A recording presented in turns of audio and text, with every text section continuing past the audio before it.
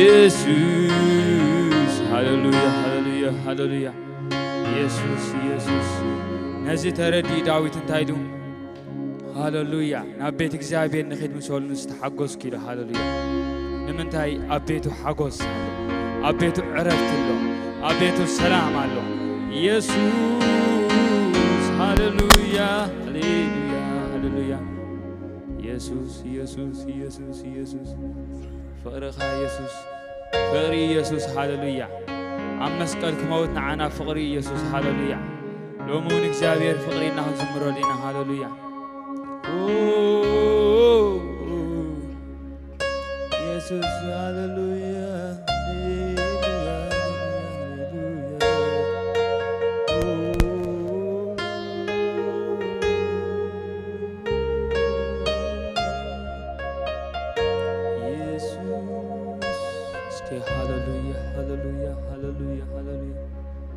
ፍቅርኻ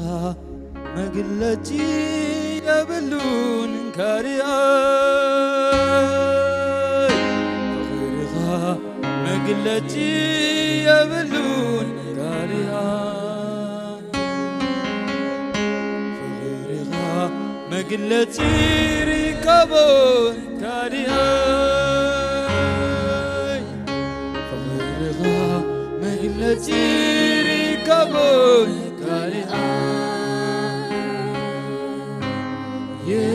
يفكركاي يفكركاي يفكركاي يفكركاي فغرخا وفغرخا فغرخا مقلتي يبلون كاريا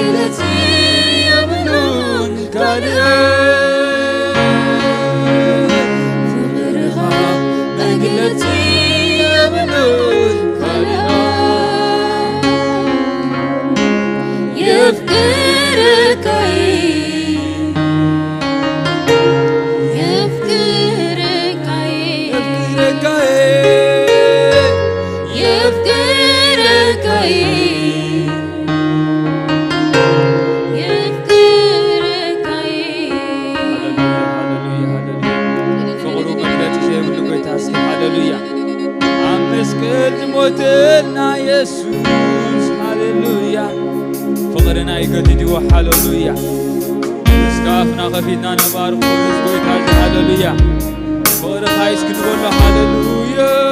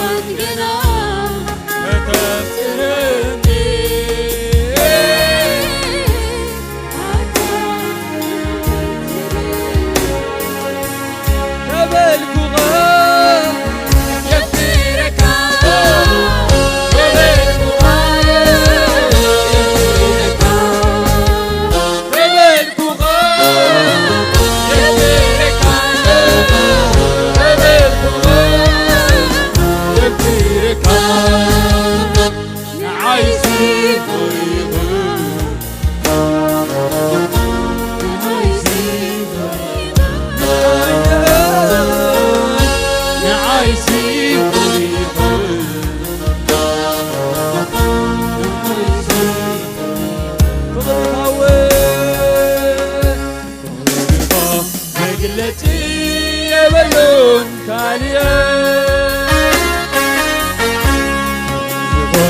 መግለጽ የበሎች ካልየ መግለጽ ከቦች ካልየ መግለጽ ከቦች ካልየ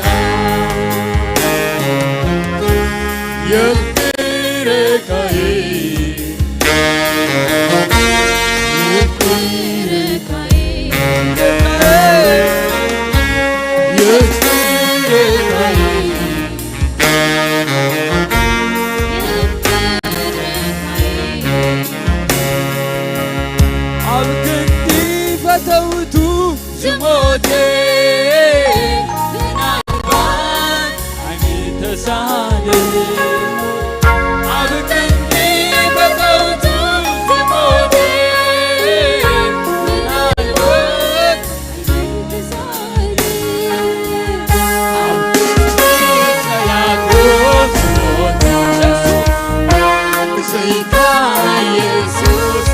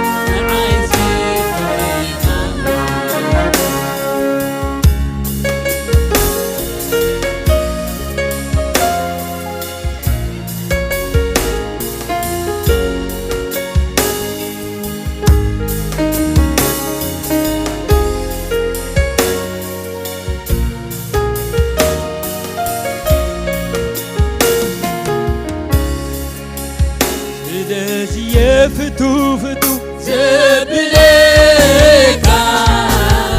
ካብ ኩሉ ዝርኤካ ስለዚ ፍቱ ፍቱ ዘብለካ ካብ ኩሉ ኣብሊፀ ስለዚ ፍቱ ፍቱ ኩሉ ኣብሊፀ ዝርኤካ ስለዚ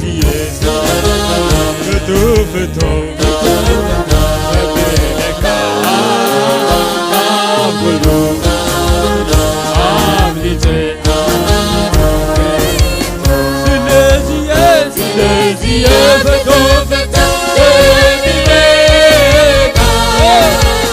ካብ ኩሉ ኣብሊፀ ስለዚ ፍቱ ፍቱ ዘብለካ ካብ ኩሉ ስለዚህ ፍቱ ፍቱ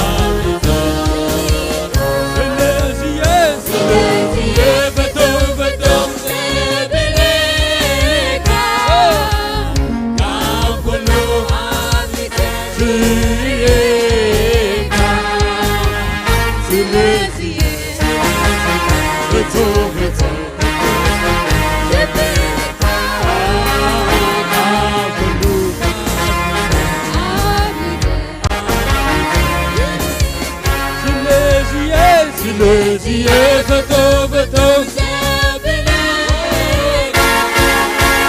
ካብ ኩሉ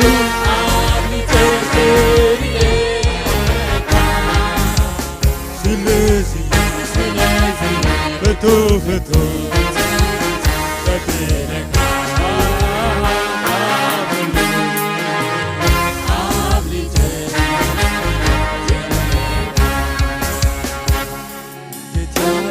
የፍቅር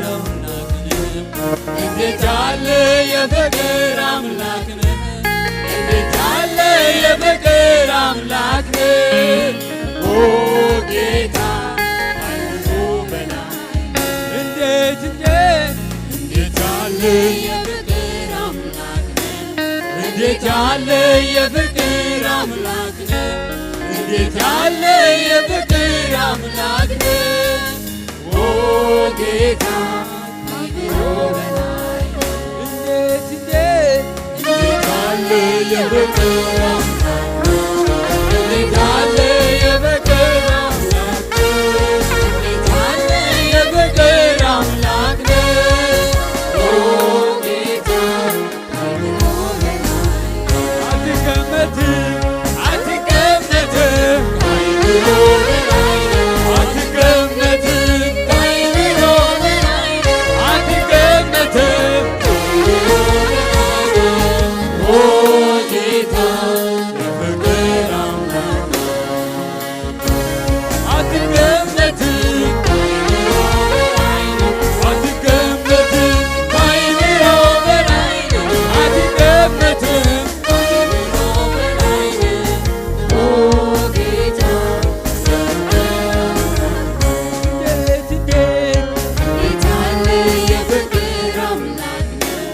እንዴት ያለ የፍቅር አምላክ እንዴት ያለ የፍቅር አምላክ ኦ ጌታ አይምሮ በላይ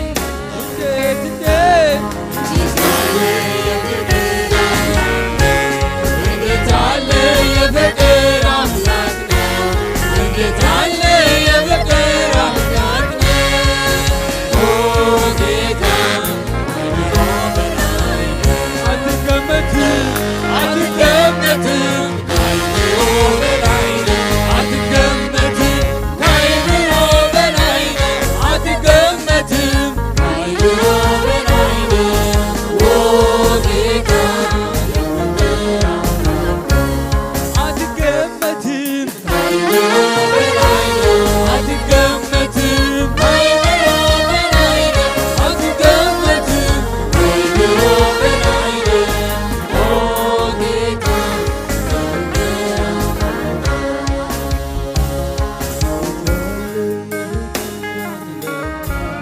እንዴት ያለ የፍቅር አምላክ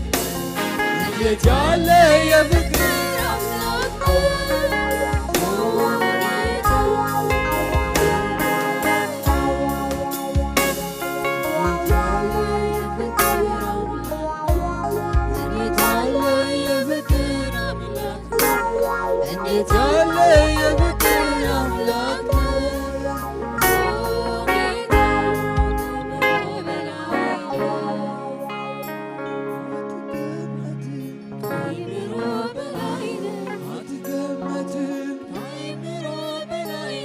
አትገመትም አይምሮ በላይ ኦ ጌታ የፍቅር አምላክ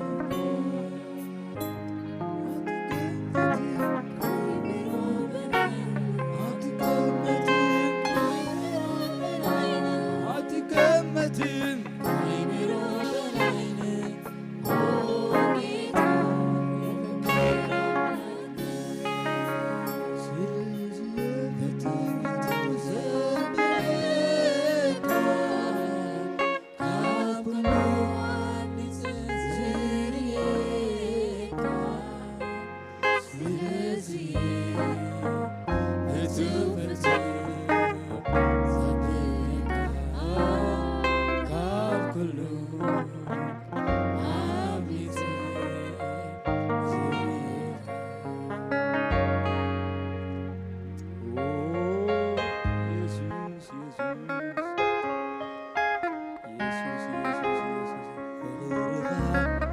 መግለጭ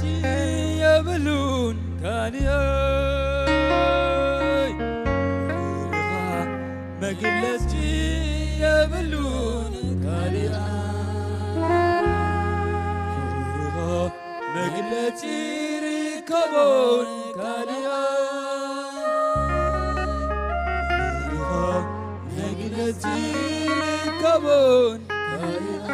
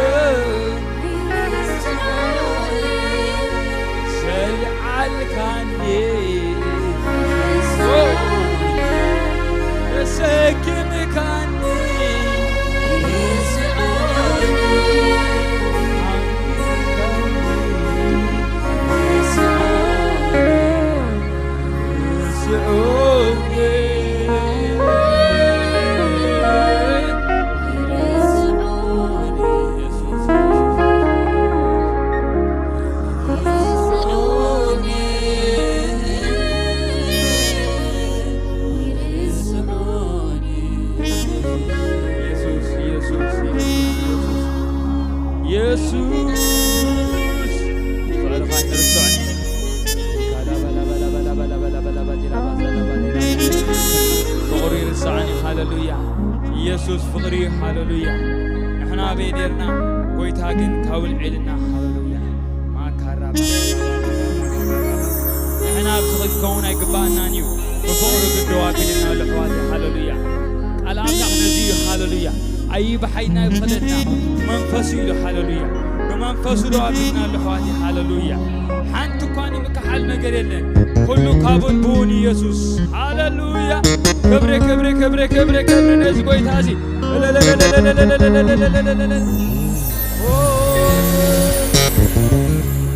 ኣነስ ኣይርስዖኒ ኣይርስዖኒ ኣይርስዖኒ ኣነስ ኣይርስዖኒ ኣነስ ኣይርስዖኒ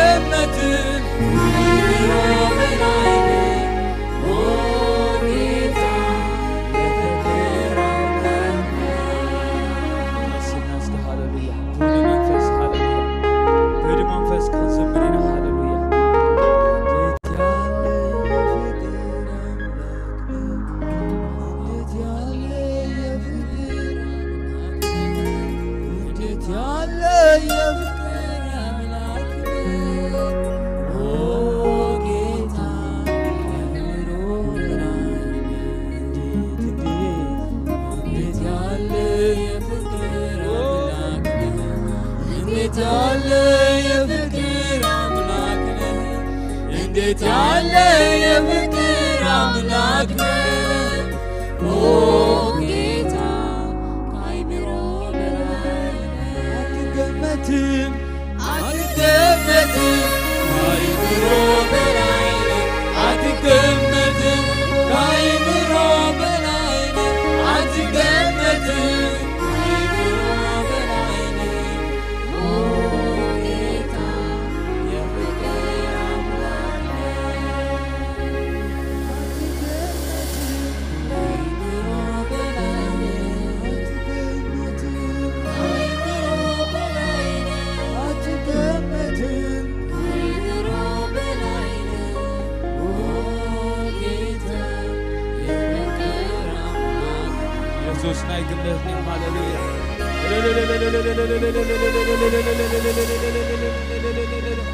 ንጎይታ ክውሕዶ ሕዋት ሃሌሉያ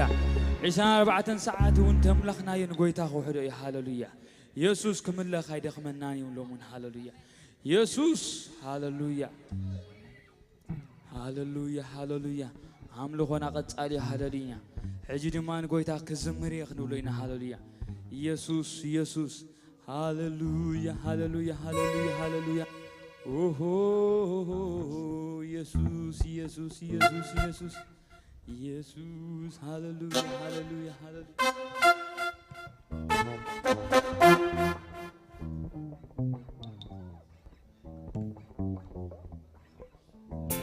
ኢየሱስ ሃሌሉያ እስከ ብጣቅዒት ሃሌሉያ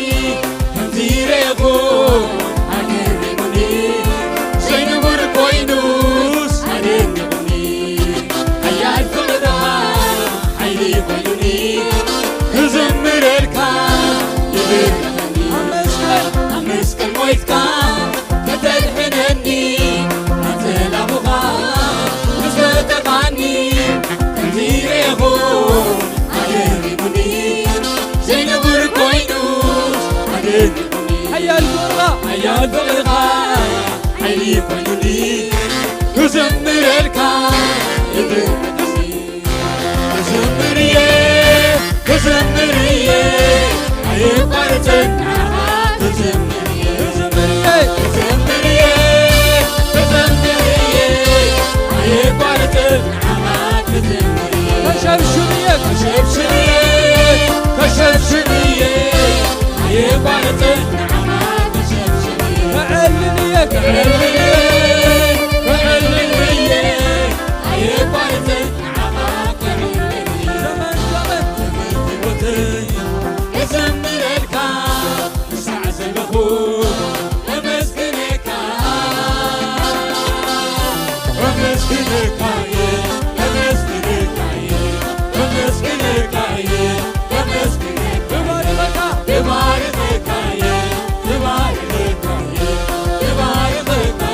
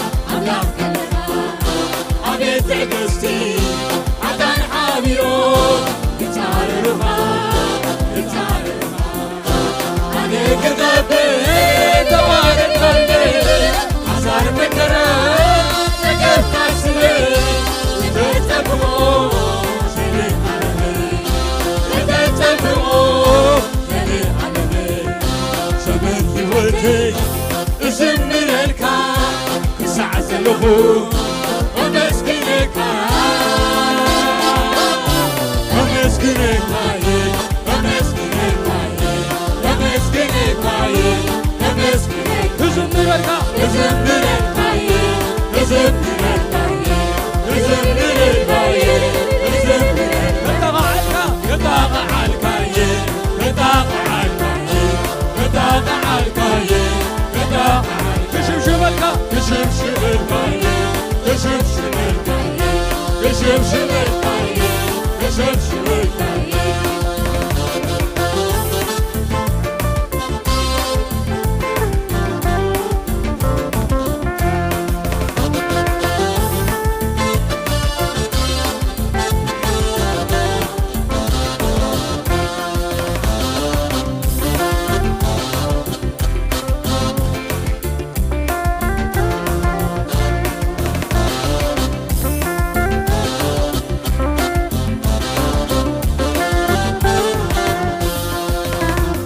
መስቀል ሞይትካ ከተድሕነኒ ነፀላኹኻ ምስ ፈተኻኒ ተኽቲረ ይኹን ሃገርኒ ዘይንቡር ኮይኑስ ኣደንብኒ ሓያል ፍቕርኻ ሓይሊ ኮይኑኒ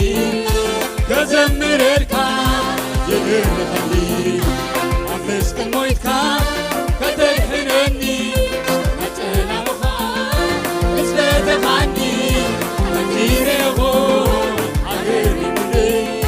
ዘይንቡር ኮይኑስ ኣደንብኒ ሓያል ፍቕርኻ ሓይሊ ኮይኑኒ ክዝምረልካ የግርመኸኒ ክዝምርየ ከዘምርየ ኣየቋርፅን ንዓኻ ክዝምርየ ክዝምርየ ክዝምርየ ክዝምርየ ኣየቋርፅን ንዓኻ ክዝምርየ ዘመን ዘመን ህይወተይ ክዝምረልካ ክሳዕ ዘለኹ ኣመስግነካ ኣመስግነካየ ኣመስግነካየ ኣመስግነካየ ኣመስግነካየ ክባርኽካየ ክባርኽካየ ክባርኽካየ ክባርኽካየ ክዕልለልካ ክዕልልልካየ ክዕልልልካየ ክዕልልልካየ ክዕልልልካየ ክሽብሽበልካ ክሽብሽበልካየ ክሽብሽበልካየ ክሽብሽበልካየ ክሽብሽበልካየ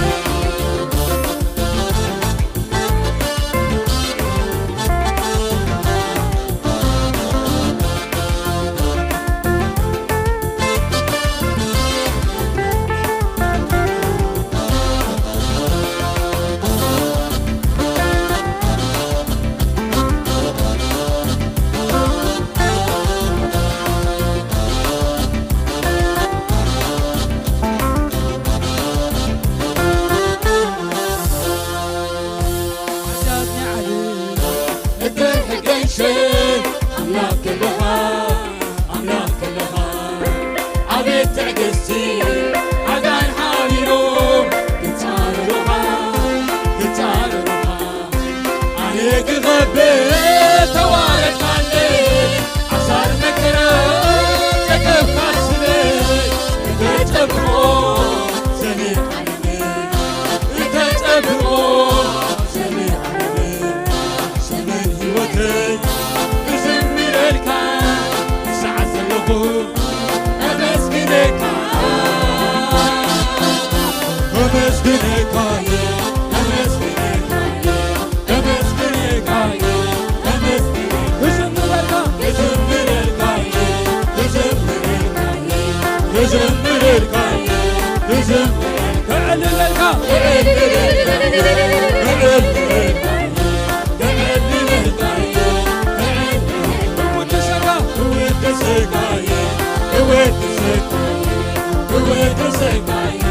ክውድሰካ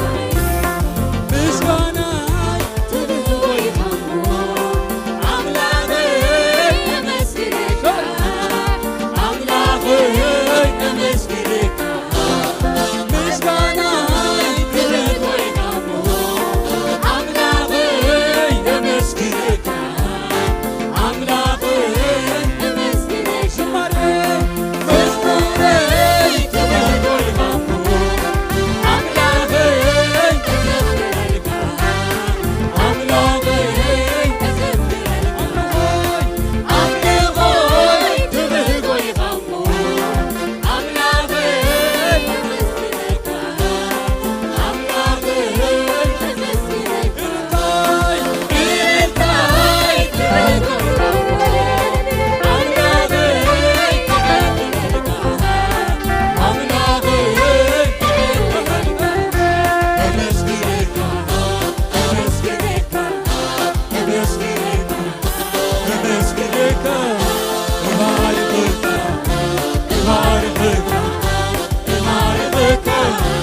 እሸብሽበካ እሸብሽበካ እሸብሽበካ እሸብሽበካ እዘምረካ እዘምረካ እዘምረካ እዘምረካ ምስጋና ክብርህ ጎይታሞ አምላኬ ተመስገን አምላኬ ተመስገን መዝሙሬ ክብርህ ጎይታሞ አምላኬ ተመስገን አምላኬ ተመስገን አምልኮይ አምልኮይ ክብርህ ጎይታሞ አምላኬ አምላኬ ተመስገን ተመስገን ተመስገን ተመስገን እባርክካ እባርክካ እባርክካ እባርክካ እወድስካ እወድስካ እወድስካ እወድስካ የዕልልልካ የዕልልልካ የዕልልልካ የዕልልልካ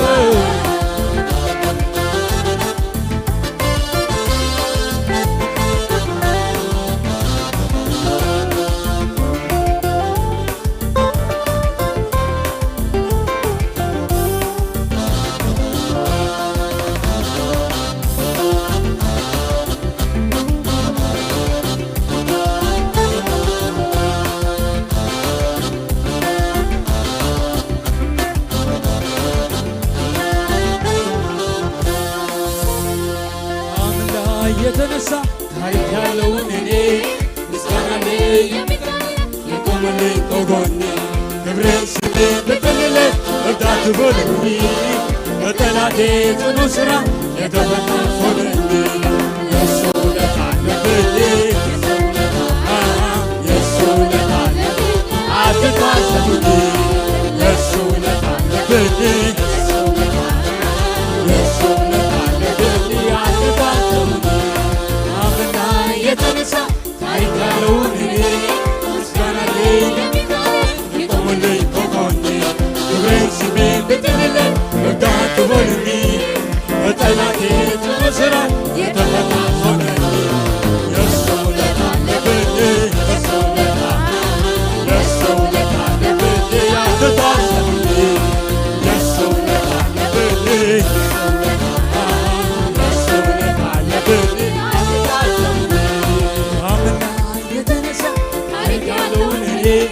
ምስጋና የቆመልኝ ከጎኔ ክብሬን ስሜ ብጥልልኝ እርዳት በሉኝ በጠላቴ ጽኑ ሥራ የተፈታ ሆነልኝ የእሱ ውለታ አለብኝ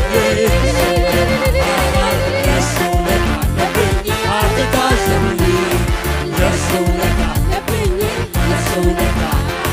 የእሱ ውለታ አለብኝ አትታሰቡኝ ተሸክሞኛል በንስር ክንፍ ተሸክሞኛል በንስር ክንፍ ተሸክሞኛል በንስር ክንፍ እንደ እናትና አባት ሆነልኝ ሆነልኝ ጌታ ኢየሱስ የእንደገና አምላክ እንደገናዬ የእንደገና አምላክ እንደገናዬ በእጅ መዳፍ ደረስከኝ ደረስከኝ ሆነልኝ ጌታዬ ጌታዬ ኢየሱስ ጌታዬ ጌታዬ ኢየሱስ ጌታዬ ጌታዬ ኢየሱስ ተሸክሞኛል በንስር ክንፍ ተሸክሞኛል በንስር ክንፍ ተሸክሞኛል በንስር ክንፍ ተሸክሞኛል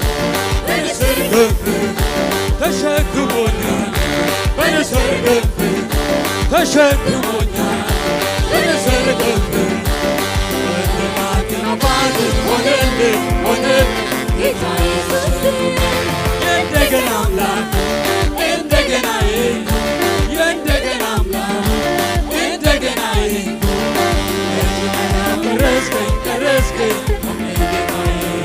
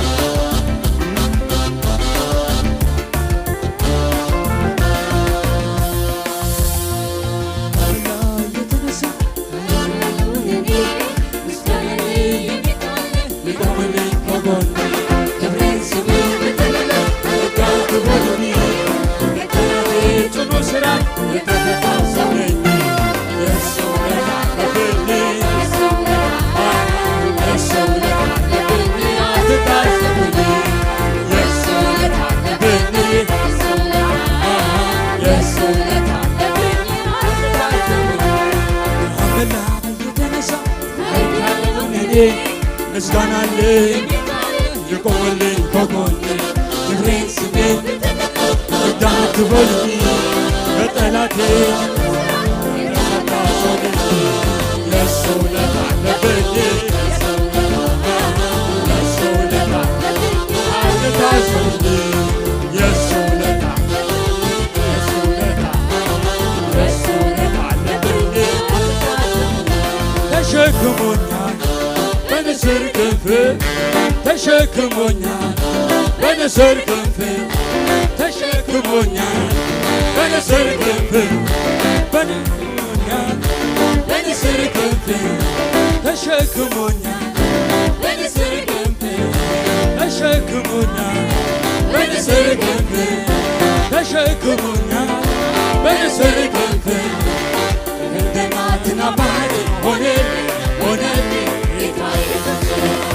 የእንደገና አምላክ እንደገናዬ የእንደገና አምላክ እንደገናዬ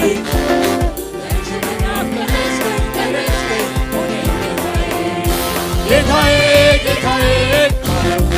ኢየሱስ ጌታዬ ጌታዬ ጌታዬ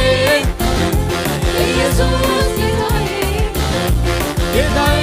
ጌታዬ ኢየሱስ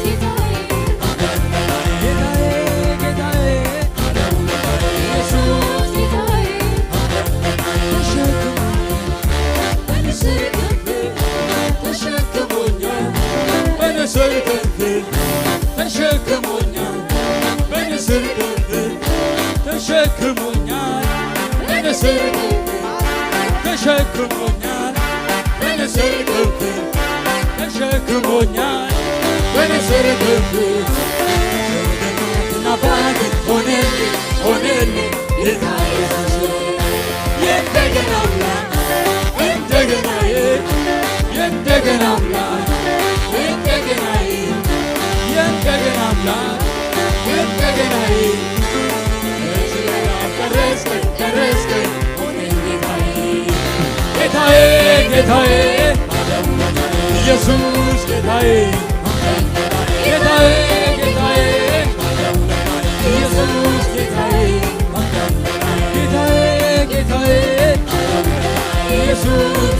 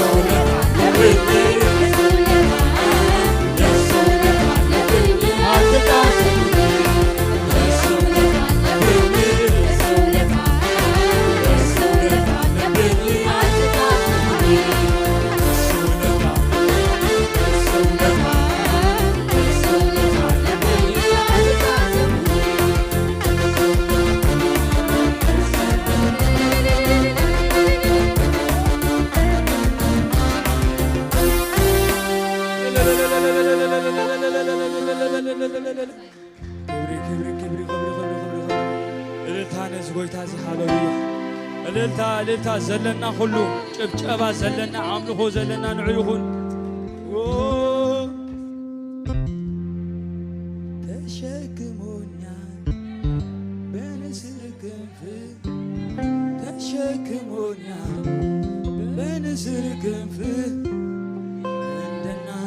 አባት ሆነልኝ ጌታ ኢየሱስ የእንደገና አምላክ እንደገና የእንደገና አምላክ እንደገና መች መዳው ቀረስከኝ ሆንከኝ ጌታዬ ጌታዬ ጌታዬ ባለውለታዬ ኢየሱስ ጌታዬ ሆንከኝ ጥላዬ ጌታዬ ጌታዬ ባለውለታዬ ኢየሱስ ጌታዬ ሆንከኝ ጥላዬ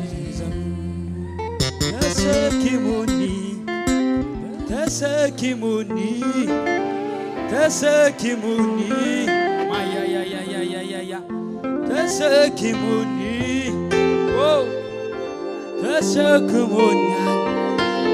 ተሸክሞኛል ኢየሱስ ኢየሱስ ኢየሱስ ሕዋቴ ተሰከመና ብዙሕ ሃሌሉያ ክንወድቕ ዘለዓልና ሃሌሉያ እስክንዘምር ሃሌሉያ ተሰኪሙኒ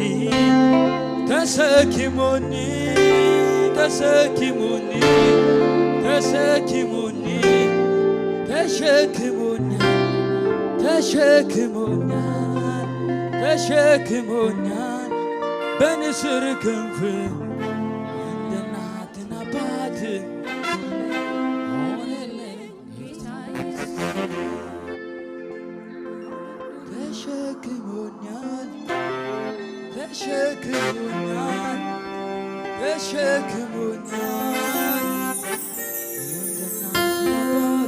ሆነልኝ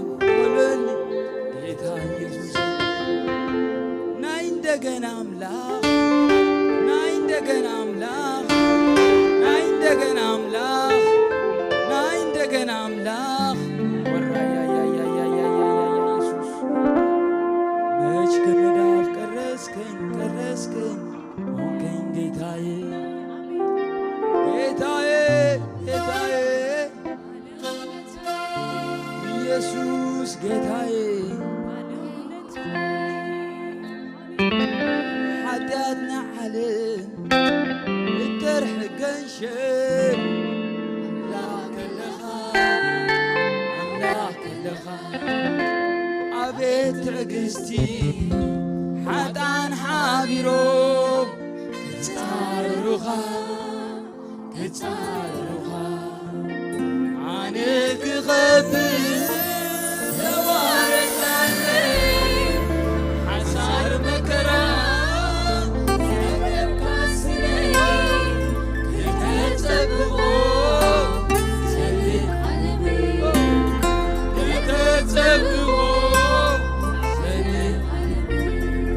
ዘመን ሕይወተይ እዘምረልካ ሳዕ ዘለኹ ኣመስግነካ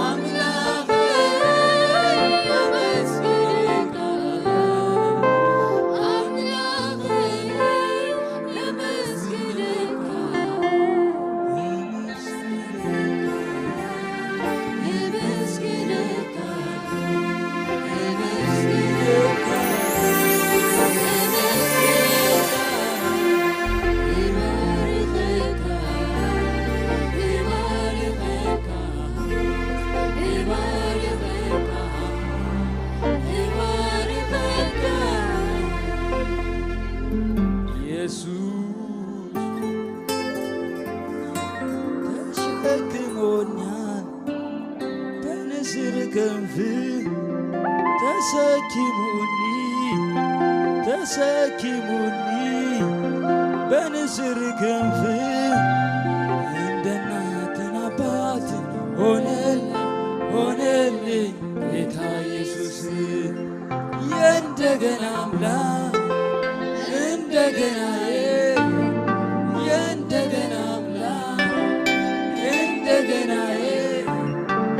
እጅ መዳፍ ቀረጽከኝ ሆነኝ ጌታዬ ጌታዬ ኢየሱስ ጌታዬ ሆንከኝ ጌታዬ ጌታዬ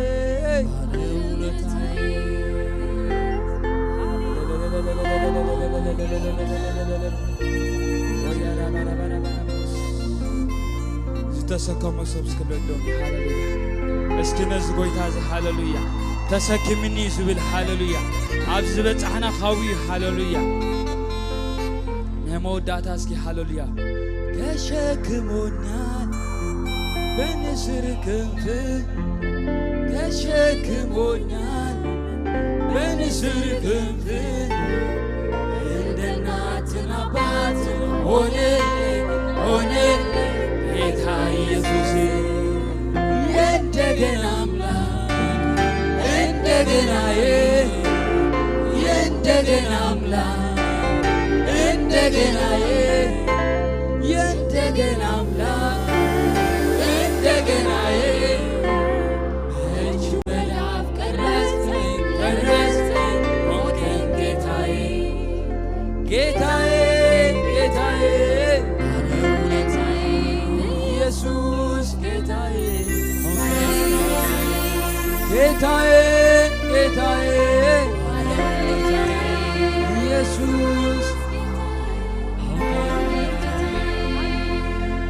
የሕይወቴ ሃሌሉያ ኣብ ጨጽባዕ ዝስከመና ጎይታ ዝጸረና ዘለዎ ጎይታ እዚ እኳ ክውሕዶን ጎይታ ሃሌሉያ እዚ እኳ ክውሕዶ ሃሌሉያ ክብርን ጎይታ ይኹን ጎይታ ይባርኩም ሃሌሉያ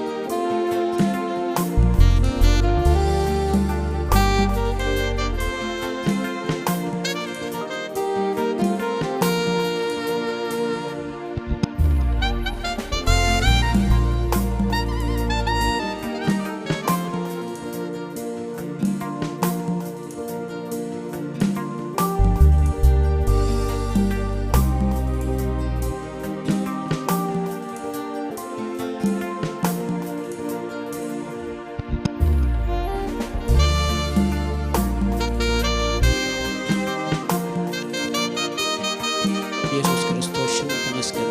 ካሎና እግዚአብሔር አምላክ በዚህ ሰዓት እዚ በሽም ኢየሱስ ክርስቶስ በማህበር ደረጃ ቅድሜ ካን ቀርባለና ወአምላኬ ላውነት ካን ዓና ዘልዓለማው ኺዳን ስለዝኾነ ምሳና ድማ ስለዘለኻ ተመስገን ካሎና ካብ ህላውነት ካስተልዓለ በሽም ኢየሱስ ክርስቶስ ናይ መጋቢነት መንፈስካ ንስኻ ማእኸልና ክትግለጽ እግዚአብሔር ጎይታ ሰራዊት አቦዬ አብ ቃል ካዘሎ ሐሳብን ምኽርን ናትካ ድማ በሽም ኢየሱስ ክርስቶስ ክትገልጸልናን ከተብርሃልናን እሞ እግዚአብሔር ጎይታ ሰራዊት አቦዬ ጉዕዞና ሐሳባትና መደባትና ነገራትና በሙሉ አብ ቃልካ ተወዲኑ እግዚአብሔር አቦን ቃልካ ዝለዓለ በዓል ስልጣንና ህይወትና ጌርና ክንነብርን ክንመላለስን ክንአቱን ክንወጽን እግዚአብሔር በሽም ኢየሱስ ክርስቶስ ክድግፈና ጽልለሁ ብሩኽና ይዘላለም እግዚአብሔር አቦ ነቃላትካ ናብ ዘይተደለ ነገራት ዝጠዊ መንፈስ በሽም ኢየሱስ ክርስቶስ ስልጣን ቃወመለሁ በኢየሱስ ክርስቶስም እግዚአብሔር አቦ የጠሊ ናይ መንፈስካ አማኸልና ስለዘሎ ህላወኻ እግዚአብሔር ጎይታ ሰራዊት አቦዬ አውሽጥና ይስማዕና ስለዘሎ ክብርን ህበካሎና ማጋዳባዶስ ኤራፓዶና ማጋዳባጆደ ለበዲያና ማሱዳዳ ባክዳዳ ቦንጆ ራፓዶና ማጋዳባጆደ ለበዲያና ማሱዳዳ ባክዳዳ ቦኮ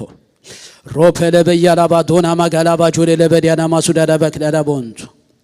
ሃሌሉያ ሃሌሉያ ሃሌሉያ ሃሌሉያ ክብርን ህበካሎና ክብርን ህበካሎና ክብርን ህበካሎና ክብርን ህበካሎና ሃሌሉያ ሃሌሉያ ሃሌሉያ ሃሌሉያ ሃሌሉያ ሃሌሉያ ሃሌሉያ መንፈስ ቅዱስ ኢየሱስ ክብርን ህበካሎና ክብርን ህበካሎና ክብርን ህበካሎና እግዚአብሔር አምላክ የስምረት ካብምልአት በዚህ ምሸት እዚ ያማኸልና ይኹን ነበር ሁሉ ስለተገበራ ዜና ነመስግነካሎና ክብር ደማን ህበካሎና በኢየሱስ ክርስቶስ ሽሚልካ አሜን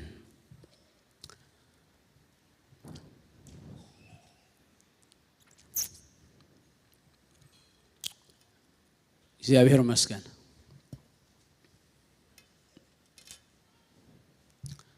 ናይ አምላክ ፕሬዘንስ ማእኸልና አሎ ሃሌሉያ I feel it እግዚአብሔር ይመስገን ሃሌሉያ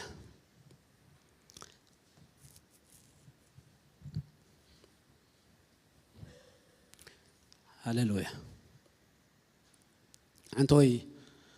መዘምራን እናዘመሩ ሁሉ ባይዘወይ ኩሉ ትሕዝቶ መዝሙር ብዛዕባ ፍቅር አምላክ ይነሩ ናብ ቃል አምላክ ቀደም ምእታወይ ብዛዕባው ንእሽተይ ክዛረብ እግዚአብሔር ይመስገን ገርመን ድማ ነሩ ናይ አምላክ ፍቅሪ ጽሩና ስለዘሎ ነዚ ፍቅሪ ዝድማ ፈጽምና በቃላት ክንገልጾ ስለዘይ ንኽእል ምክንያቱ ንሱ ታይ ስለ ዝገበረልና እዮም ደውሉ ነሮም ስለ ዝሞተልና አክንዲ ፈተውቱ ክመውት ዝኽእል ሰብ ክህሉ ይኽእል እዩ ኢሎም አክንዲ ጸላእቱ ግን ዝመውት የለን ግን ሓደ ነገር ሓስብ ነይረ ማለት እዩ ምናልባሽ ከማይ እንድሕር ሓሲብኩም ማለት እዩ ሰባት ኮም እንት ሰባት ይሞትዮም ሰባት ምእንት ሃገር ይሞትዮም ሓቂ ዝሓደ መግለጽ ፍቅሪ በጃ ምሕላፍ እዩ ንሰባት መታን ብድሕሪኦም ጽቡቕ ክኸውን ንሶም ሓሊፎም ንዝቅጽል ደሎ ጀነሬሽን ወይ ድማ ወለዶ በሰላም መታን ክነብሩ ኢሎም ፍቅሪኦም ድገልጹ ዘለው ኢየሱስ ክርስቶስ ሓደ ንበይኑ ግን ንዓለም በሙሉኡ በመማቱ ዝገብሮ ፍሉይ ፍቅሪ ስንታይ እዩ ኢለይ ሓስብ ነይረ ማለት እንታይ ምዃኑ ክነግረኩም ኢየሱስ ክርስቶስ ንሱ አምላኽ ኢየሱስ ክርስቶስ አምላኽነት ጽቡቕ ገይሩ እንተላለ ተረዲኡና እቲ አምላኽ ሰብ ኮይኑ መማቱ እንተላለ ተረዲኡና ፍቅሪ አምላኽ ዳት ማሽ ክርዳአና ይከለን ኢየሱስ ክርስቶስ ዋላ መስቀል እንኳን ተዘይመውት እቲ ህላው መንፈሳዊ አካል ዝነበሮ ንዓለምን በሙሉኡ ዝፈጠረ ንዓና ዝፈጠረ አምላኽ ንሱ አክንዳና ሰብ ምዃኑ ናብ ድሩትነት መምጹ ጥራሕ እኹል ፍቅሪ ከይሞተ ይድብለኩም ደሎ መማት ተወሲኽዎሞ ታለፈ ጊዜ ሓንቲ ቃል ክዛረብ ከለኹ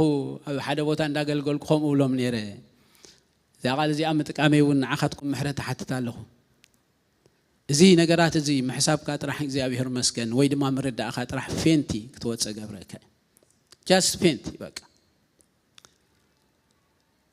ምክንያቱ ናይ አምላኽ ፍጥረት ክንርኢ ኮለና በእምሮና ሲፈጽምና ክንግምቶ ዘይንኽእል ወይ ድማኒ ማለሲ ፈጽምና ከነቋጽሮ ትብል ቃል እንዴ ንኻልእ ኮላይ ስለ ትርጉም እንዴ ክስታይ ድገብራ ግን I don't know ቃላት እንታይ ትግርኛ ከም ዝረኽበላ እዚ ከምኡ ዝፈጠረ አምላኽ ምክንያቱ መጽሐፍ ቅዱስ ክነግረና ኮሎሲ ኩሉ በኃይል ቃሉ ጼሩ ኮሎሲ ያትብል እዚ አምስተ ዕብራውያን ምዕራፍ 11 ደላ ንኩሉ በቃሉ ፈጢሩን ኮሎስ ሓደ ዓይነትን ነዚ ብሙሉኡ ንሪኦ ዝርአን ዘይርአን ዝበሃል አድማስ ብሙሉኡ ዝፈጠረ አምላኽ ኢና ንዛረብ ደለና ማለት እዚ አምላኽ እዚ ምእንቲ ሰብ ግና ሰብ ኮይኑ ምእንቲ ሰብ ኮይኑ ጥራሕ ከይኣኽሎ ኻስ ምእንቲ ሰብ ኮይኑ ኻ ሞይቱ ኢና ንብል ደለና ማለት ስለዚ ናይ አምላኽ ፍቕሪ ፈጽምና እንታ ክንገብሮ ይንኽእል ኢና እንተ ኢልና ክንግምቶ ይንኽእል ኢና ዘይግመት ፍቕሪ ኣፍቂሩና እግዚአብሔር እምበር ምስ ውልቀ ሰባት ንዝሞትዎ ሞት ተገናዝቦ ወይ ድማኒ ምስኡ ተወዳድሮ ነገራት ኣይኮነና ኢየሱስ ክርስቶስ ሞት ክብርና አምላኽ ይኹን ሎም መዓልቲ ከም ፍቃድ አምላኽ ካብ ርእስትና ወጻኢ ካብቲ ዝነበረና ትምህርቲ ሒዝናዮ ዘለና ካብኡ ወጻኢ ኢና ክንመሃር ሎም መዓልቲ ማሕበር አምላኽ ዝብል ርእስቲና ክንርኢ ምክንያቱ ቅንያቱ ብዛዕባ ማሕበር አምላኽ ዘለው ነገራት ኩሎም እንመሃረሉ ዘሎና ነገራት ስለ ዝኾነ ቀዳማይ ሓውና ዶክተር ጆን ክመህረና ኮሎ ብዛዕባ ኣብ ማሕበር አምላኽ ዘሎ ነገራት ማሕበር አምላኽ ከመይ ገይሩ ሰላም ሕልው ክኸውን ከም ዘለዎ ጽቡቕ ዝኾነ ምርዳእ እግዚአብሔር መስገን ተምሂርና ነርና ማለት ሎሙ እናቱ መቀጸልታ ኢና ክንርኢ ማለት ማሕበር አምላኽ ዝብል ሓሳባት ብፍላይ ኣብቲ ናይ ቀዳም ትምህርትና ማሕበር አምላኽ ዝብል ንገለ 8 ሳምንታት ዝኸይድ ዝያድኡ ዝኸይድ ስጋ 10 ሰሙን ዝኸይድ ብዛዕባ ማሕበር አምላኽ ርኢና ነርና ኢና ናይ ትሽዑ ዝነበረ ተሳትፎ ተዳርኢናዮ ተደይ ተጋግየ ብቁጥሪ ስጋ 45 ከባቢ ይበጽሕ ነይሩ ስለዚ ዳርጋ መብዛሕቱ ተማሂሩ ይልኤድ ሓስብ ማለት ብዝኾነ ግና መጽሐፍ ቅዱስ ከንቀሐኩምን ተባሂሉ ስለ ዘሎ ከንቀሐኩም ሕጅን ተተዛረብኩን አበሳ ይኮናል ምክንያቱ ሓደ ጊዜ ነቲ ዝተምሃርካዮ መምሃር ጽቡቕ ገይሩ እንተዳ ዘይተረዲኡካ ገለ ጋሻ ትምህርትታት ክመጽእ እንከሎ ንሓሳባትካ እንታይ ክገብሮ ይኽእል እንተዳ ኢልና ክሰርቆ ይኽእል እንተዳ ብትክክል ፈርምድ ዝኾነ ወይ ድማ ጽቡቕ ዝኾነ ብዛዕባ ማሕበር አምላኽ መጽሐፍ ቅዱሳዊ ሓሳብ ጽቡቕ ዝኾነ ምርዳእ እንተዳ ሃሊካ ግን ሰብ ዝበለ ይበል ዝተዘርበ ይዘረብ ዝተባህለ ይባሃል ማሕበር አምላኽ ብመሰረት መጽሐፍ ቅዱስ ትክክል ዝኾነ አፍልጦ ስለ ዘለካ እንታይ ኣይትኸውን ኢኻ እንተዳ ኢልና ኣይትናወጽና ስለዚ እኮ መጽሐፍ ቅዱስ ክዛረብ ከሎ ነታ ብዛዕባ ባኻትኩም ዘላ እምነት ምክንያት ኣነ ዝሓትኩም ኢሉ ኩሉ ሻዕ እንታይ ይኹን ኢሉ استدالهم كونيل دلونت كابي إزمت أنت دايلنا خفلتت إزمت تحتيت كاخد تملسلو تغل عقمي ويد ما بقعت مهلاو كم محبر دما بزعبا اتم ان مهارم تمرتتات بمولهم من الباش ولا ابغلالصا كان تتفلالنا افتي حسب غن حدا عينت رمتا خلونا غن خلالو مخنياتو اب حدا محبر سلازلنا واله كابينيتي محبر مخانكا اتفلطلو بزعبا اتا محبركا ويد ما زلخايا مس مصحف قدساوي زلو زمدنا تمورو تمرتي بتخكل تردي كادو اي تردي اكانيو اسواغ ما حدا خون كله رمتا حدا خون كله زوم سبات زيوم كابز بيت امنت يوم تبلوم مالت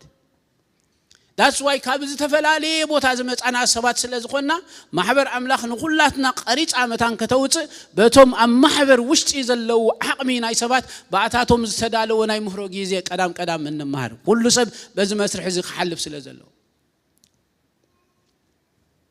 ሓደ ጊዜ ነገረኩም ነይረ ይኸውን ኣነ ኣብ ዝነበርክዎ ማሕበር ወይ ድማ ቤተ እምነት wherever ዝኾነ ሰብ ይኹን ካብ ካለ ቤተ እምነት እንተ ዳመጽዩ በቲ ኣብቲ ጊዜቲ ናትና መጓሰ ተባሂሉ ዝፍለጥ ወይ ድማኒ እንታይ ድበሃል ከምዚ ኣብ ካልኦት ማሕበራት ናይ ወደ መዝሙር ትምህርት ተባሂሉ ዝፍለጥ ናይ ግድን በት መጓሰ ሓልፍ ክኽእል ኣለዎ ያው ምስክርነት አሞንጎ ናተይ ጥራሕ ደይኮነ ናይ ሓውና ጆን ክነግረኩም ማለት ክመጽእ ከሎ ካብቲ ዝነበሮ ቤተ እምነት አገልጋሉ ኮይኑ ይመጽ ከዓልፍ ከሎ ግን በቲ ትምህርቲ አሐሊፉ ሁሉ ሰብኡ ይደሐልፍ በቃ ስለምንታይ እንተዳይልና ሞልድ ኮይኑ ወይ ድማ ተቀሪጹ ሓደ ዓይነት ረምታ ወይ ድማ ሓደ ዓይነት አሳጉማመታን ክህልዎ አነ ነጊረኩም ነረን ኣብ ቃል ህይወት ጆይን ክገብር ከሎ ድሕሪ 3 ዓመት አቴ ማለት እዩ ኣብቲ ለገልግሎት ነበርኩ ሕብረት መዘምራን ኣለኹ ኣብ ናይ ሃይ ስኩል ሊደር ኮይነ የገልግል ነረ ስለዚ ኣብ ከተማ ኣብቲ ፍለጠሉ ዝነበርኩ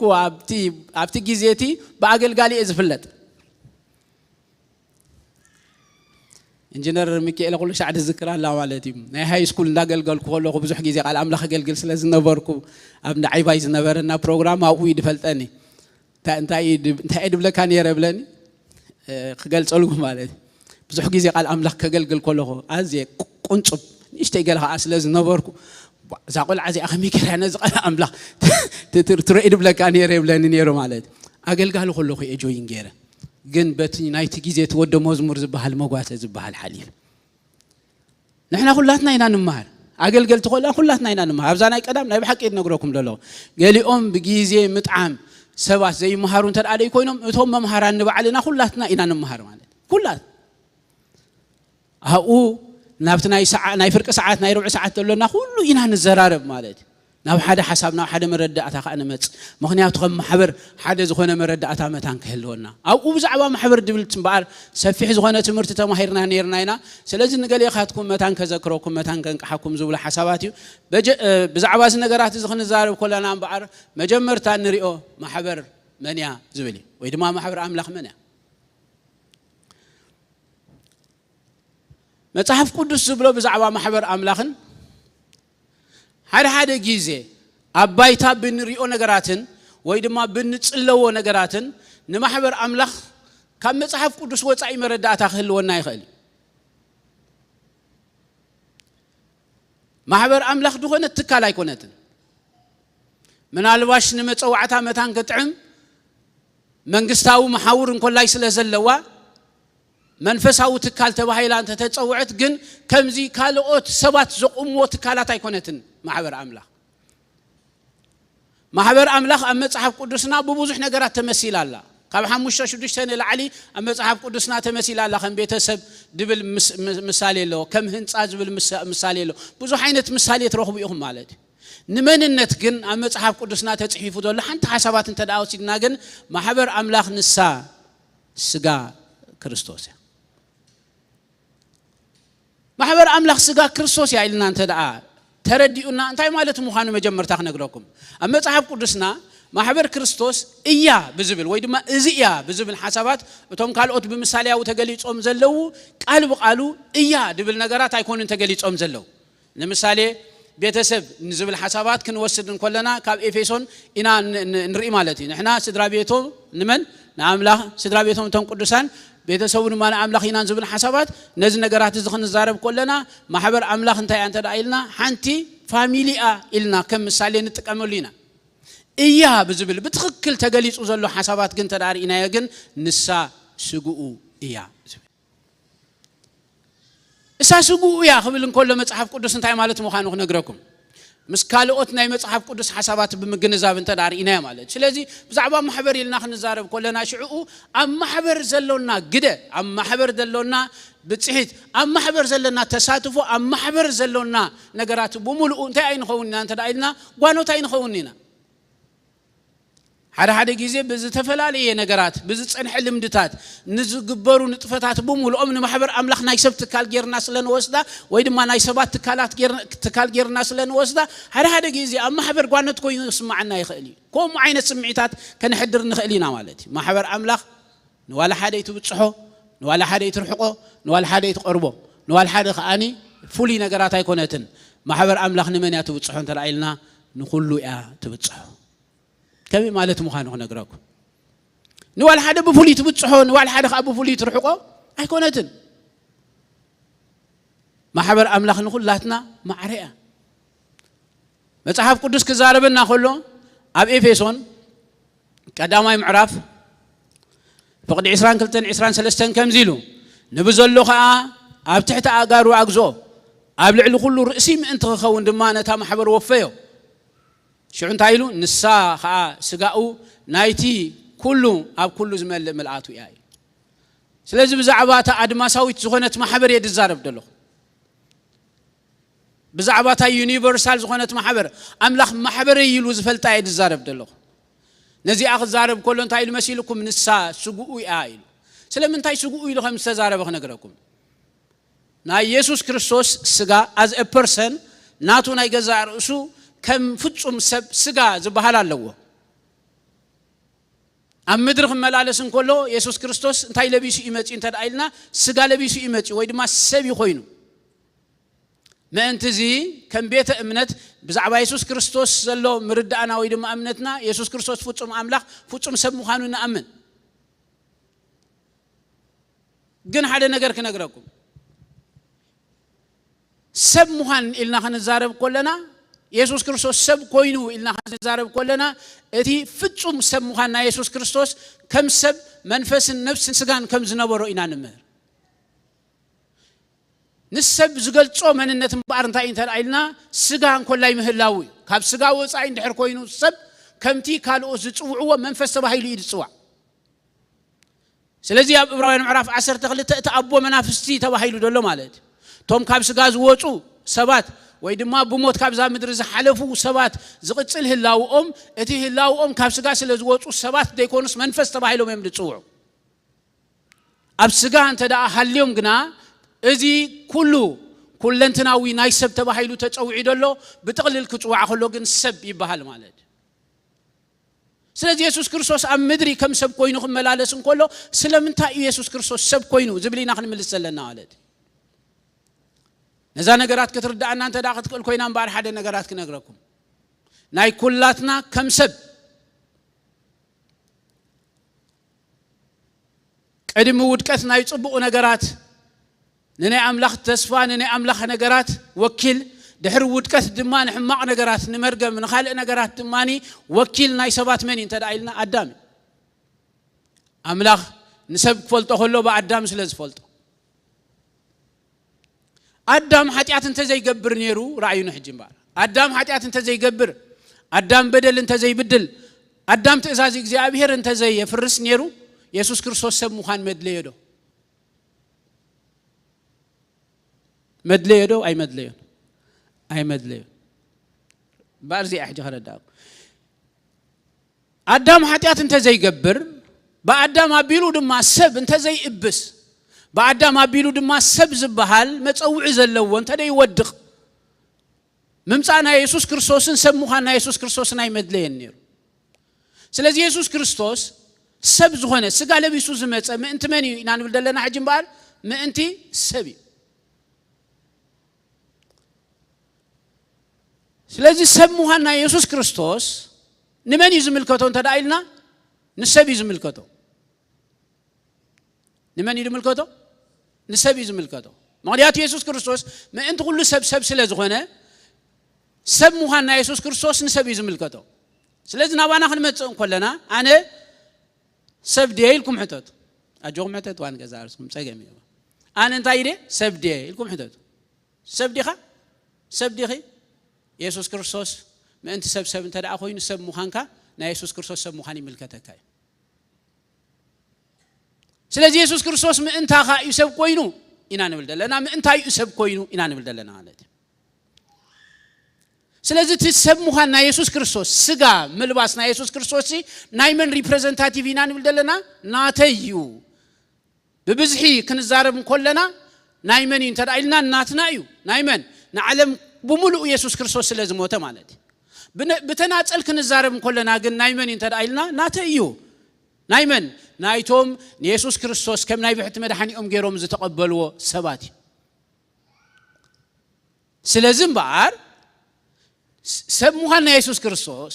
ስጋና ኢየሱስ ክርስቶስ ወይ ድማ ሰብ ምዃንና ኢየሱስ ክርስቶስ እንተ ዳ ዝምልከተና ኮይኑ ስጋና ኢየሱስ ክርስቶስ እምበኣር ወኪል ናይ መን እንተ ዳ ኢልና እምበኣር ናትና እዩ ማለት ስለዚህ እዩ ታ ማሕበሩ ድብል ሓሳባት እቶም ብክርስቶስ ዝኣመኑ ንሳቶም ስጋ ክርስቶስ እዮም ተባሂሎም ተጸውዖም ደሎ በዛ ነገራት እዚኣ ከረዳእኩ እቲ ሊቀ ካህን ናብቲ ቅድስተ ቅዱሳን ከኣቱ ከሎ እቲ ሊቀ ካህን ንገዛእ ርእሱ ወኪሉ እቲ ሊቀ ካህን ንሱ እዩ ናይ ገዛእ ርእሱ ወኪል ስለዚህ እግዚአብሔር እቲ ሊቀ ካህን ክሪኦ ከሎ ንገዛእ ርእሱ ይድሪኦ ማለት እዩ ስለዚህ ኣብ ቅድሚ እግዚአብሔር እቲ ሊቀ ካህን መን እዩ ተዳኢልና እቲ ሊቀ ካህን በዓሉ እዩ እስራኤላውያን ዳኣቶም ህዝቢ መን እዮም ተዳኢልኩም እቶም ምእማን እዮም እስራኤላውያን ስለዚ ኣብ ብሉይ ኪዳን እቶም ኣብ ኤፎድ ወይ ድማ ኣብቲ ሳንቃ ኣፍ ልቢ ሒዝዎም ዝኣቱ ናብቲ ቅድስተ ቅዱሳን 12 እማን እግዚአብሔር እስራኤላውያን ኢሉ ክሓስብ ከሎስ እቶም ምእማን እዮም እስራኤላውያን እቶም ምእማንሲ የእማን ኣይኮኑን ከምቲ ኣብ ደገ ደሎ የእማን ኣይኮኑን ወይ ድማ ከምቲ ኣብ ሩባ ደሎ የእማን ኣይኮኑን እዞም ምእማን እዚኦም ፍሉያት እማን እዮም ኣምላኽ ሲ ንመንሽሙ ክዛረቦ ከሎ ንኣሮን ክዛረቦ ከሎ እንታይ ኢልዎ እንተዳኢልና ነዞም 12 ነገድ ናይ እስራኤል ዝውክል ስለዚህ ነዞም ምእማን እዚኦም ክሪኦም ከሎ ዞም ምእማን እዚኦም ፍሉያት እዮም ማለት እዩ ንመን እዮም ድውክሉ እስራኤል እዮም ድውክሉ ኢየሱስ ክርስቶስ ባር as a person ናቱ ናይ ገዛእ ርእሱ ስጋ ኣለዎ ምእንታና ሰብ ስለ ዝኾነ ግን ስጋ ናይ ኢየሱስ ክርስቶስ ንዓና እዩ ዝውክል ስለዚ ካብ ምውታት ምስተስአን ኮላይ እቲ ንሕና ክንኮኖ ዘለና ነገራት መንፈሳዊ ስጋ ሒዙ ክረአየልና ስለ ዝኣተወ እዚ ስጋ እዚ ንመን እዩ ዝውክል ተዳኢልና ንዓና ማሕበሩ ማለት እዚኣ ተኻብ ምውታት ዝተንሰት ህያው ዝኾነት እግዚአብሔር መስገን ኣብቲ መንፈሳዊ ሓቂ እዚኣ እታ ማሕበሩ ማለት ሰብ ምዃን ናይ ኢየሱስ ክርስቶስ ንዓኻ ድምልከተካ እንተደኣ ኮይኑ ሰብ ምዃን ናይ ኢየሱስ ክርስቶስ ንዓኻ ድምልከተካ እንተደኣ ኮይኑ ሰብ ምዃን ናይ ኢየሱስ ክርስቶስ ከዓ ንሕና ከም ሰባት ንኹላትና ዝምልከተና እንተደኣ ኮይኑ እዛ ማሕበር እዚኣ ድማ ስጉኡ እንተደኣ ኮይናሲ እዛ ማሕበር እዚኣ ናይ መን من يبزي حلف هذا بتصح من يزيادة هذا بتصح ولا حدا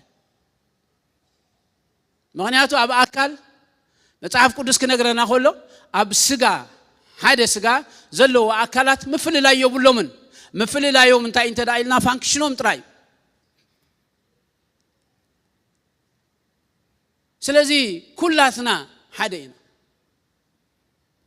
فللينا أب فانكشين تراي أب سرح تراي أب عيو تراي أب صقات تراي فللينا أب أملاخ زحاسبو زقاترو محبر يلوغن ترديهم من اللهم ناي ولا حدا سبتك لا يكونتن أملاخ أبزا محبر زيئة ويد ما أبزا ختما زيئة أمن تزبهالو كريستيانات ولا أنت زي هلوما حدا 4-5 انت زهلون يرم أبزا ختما زيئة جن أملاخ محبري الله إلي يزقاتر ولا قال كخم لو قال تشرش تترنيفهم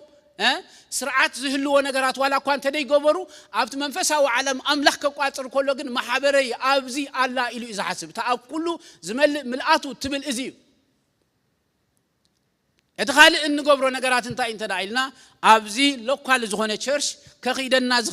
سرعاتن أكايدان مها حوارات بزو جبرو ونقرات متان كنكيد نزي نقرات زي كروان متصحف قدسن ويد ما ناي متصحف قدس حسابات دلوا نقرات غيرنا كنكيد إنا نتاي نجبرو تدايلنا لو قال تشرش تبهال تتعرفنا نخيد مبر أملاك كحسب كله تي بو زأمنه سب محبري لوزا قاتر أي آمين سلازم محبر أملاخنا من تبصح سواء تابتا محبر انت دا هاليوم بستفلالي نقرات تقلقلو شمن نايتو بوتا شمت أو عند رأي في اليوم من بري نوال حدا سب زيادة يبصحون نتسرعت نتكايدا أملاخ كأنا سرعت أملاخ سلازخونه نكايدا متان كتعم مرحن تمرحن زبهال نقرات كهلون هاي قدني نسو مالت كن ترديهم لهم نتوم مرحت زيادة يبتصحهم نتوم تمرحت خاني كم قانا كم قربيت نبتصحهم هيكونن ما حبرنا كلاتنا رامين سما ما حبرنا كلاتنا بمسرته وانا كريستوسي حدا نقر له نقرأكم ما حبر منيا إلنا لنا ما حبرنا منيا أنت دايلنا سب مخنا يسوع كريستوس نقول سب زميل كوتون تدعى خوينو نحنا بمننت ناي سبسي ناي منينا بمسرة تكون هي أملاخينا ولا هذا سب كم سب مخانسي وانا يبلنا وانا أنا أملاخ تراي نعوخ النبر نفقادوخ النبر علاموخ النبر نمخروخ النبر زفت أرنا فت أرينا أملاخنا حدا أملاخ تراي كاو مسوت أنا مليسوها عندنا بموت ودو يسوع كريستوس غيرو مسعدغنا أنا أتينا سلازي زاز تعدغت محبر يلو زصوعا بارناي من انت دايلنا ناتو يا وانا امني كريستوس بمسرته كم فطرت سباتون وانا نانسي كافتي مدحان بحال نغرات مسوصانا قال وانا نيرونا انت وي مزمران كزمرو خلو حد ነገር حسب نيره ማለት تاعت ولتا محرنيا سي اذا تفتح انت لو سي مساي كويني يزمر قالت بلسي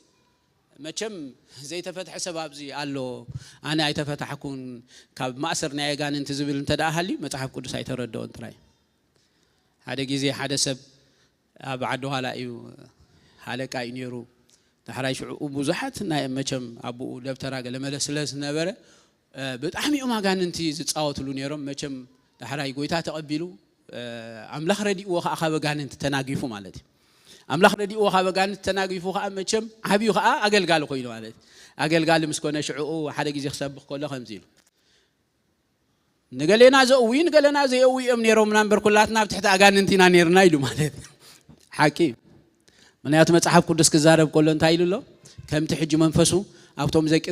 ደቀ ዘይ ምእዛዝ ዝገብሮ ዘሎ ሓለቃ ስልጣናት አየር እንታይ ዝገበርኩም ኢሉ ዝተመላለስኩም በበደልኩም ምን ባዕበሳኹም ከአሙታስ ነበርኩም ንዓኻትኩም ህያዋን ገበረኩም ወላ ሓደ ሰብ ካብዝ ማእሰርቲ ዝነጻ ዝብል የለን ኩላትና ብትሕቲ ማእሰርቲና ነርና አታ አሳስራና ጥራይ ድፍለይ ንገሌና ደኡይ ነሮምና ንገሌና ኻዲ እውይ ነሮምና ጥራይ ድፍልልይ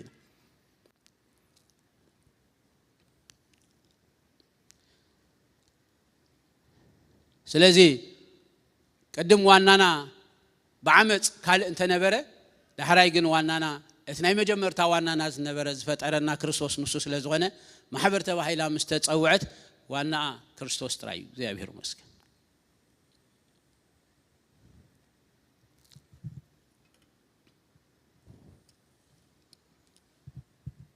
ስለዚህ ማህበር አምላኽ መን ያንተ ዳይልና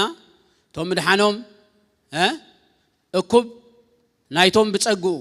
ማለት ብሞቱን ብትንሳኤና ኢየሱስ ክርስቶስ ብምእማን መድሓኖም ዘረጋገጹ ሐቀኛ አመንቲ ወይ ድማ ሐቀኛታት አመንቲያ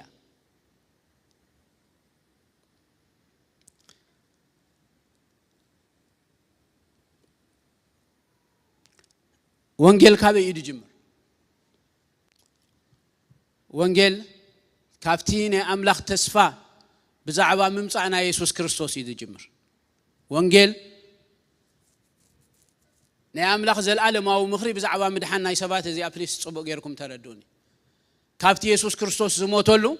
نحنا غنا زي تحاسبنا زنبرنا دعراي شعونا بناتهم حساب زاتنا إلنا نحسبو جيجا انتربريتيشن ويدما جيجا مردا كاوا يكون عند جمر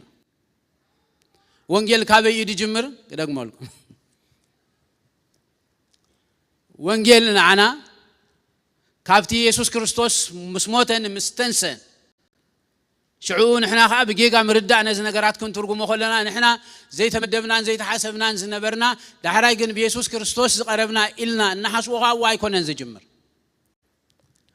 وانجيل كاب يدي جمر مسيلكم كافتنا املاخ زل الم او مخري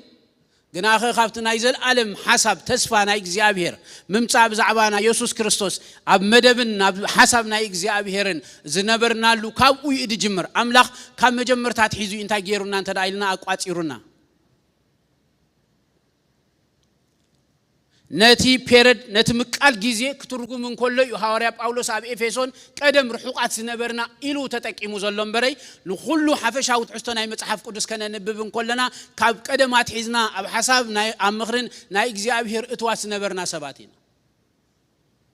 مغنياتو ادم اسرائيلاوي كونن تسواخ انا ادم يتوهي ومبري اسرائيل بحال حزبي مسمصه ايكونن تسوا جميرو ኢየሱስ ክርስቶስ ከመጽ ዝገበሮ ነገራት ኮኒ ታብዘ ፍጥረ 3:15 ተዘር በቃል ክፍጸም ስለዘለወይ ስለዚህ አቁ እስራኤላውያን ዝባሃሉ ከም ህዝቢ ኔሮም ዲዮም አይነበሩን تايدا ينيرو سب ينيرو أملاخ زقاطرو سبيو جنا من قديك متن كله نسرارها قطعم كاب إبراهيم أتحيزو زفله يو حزبي نتسلالو تاوي من قدد ما متأكم زقبرو ويدماني تاينا نبلو خمزي مرآيا زقبرو نجارات نسرائيل سلز نبرمبر كم مجمرتاني أملاخ على ما إسرائيل سلز نبر يكونه سلز وانجيلي نحن حسب كلنا خفتنا مجمرتا تسفانا إجزابير كم مجمرتا تحيزو زقات أرنا إيو متعب قدوس انتايز قبرتا دايلنا زجمر متعب قدوس كزاربنا كله خمزيلو الله سلسته تقصتات كم بقولكم إيه قدام إذا فترة سلسته عشرة وحمشان تايلو أمونغو خان أمونغو زاسبيتن أمونغو زران أمونغو زر خان كأت تكلالوه نسر إسخاء تشفلق إنسخاء ما شخون وقتنا كسي خايلو نزح حسابات إذا متعرف قدوس كزارب والله خلو أبقلات يا ربعي معرف قد عشرة كاب حادث حمش خمزيلو تزاريو أنا جنا بلالوه وراسي بزبن كل عنو تقوله قوي تأخذ نسو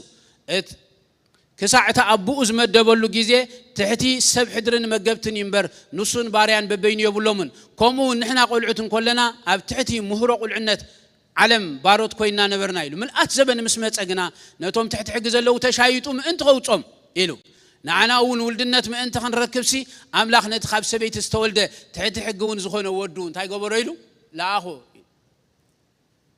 من أتزبن مسمت أسي نمنيو سديد ويد بلدلو ناتي كابس بيتي زتولد ودو مغنياتو إجزابير تسفاخ كله ناي مجمرتا ناي مدحان تسفا نمني هيبوان تدعيلنا نسبيتي هيبوان إذا حسابات زد ما انتا إزغلت إلنا لنا زيد ما دحرا يسوس كريستوس كمتن كلوتي كابسب عين سبيتن طرح كابسب عين سبيتن زي كونتي كابسب بيت طرح يولد مخانو متان كغلط نا ادم غدفا بيلو نهيوان تزاريبوا مالت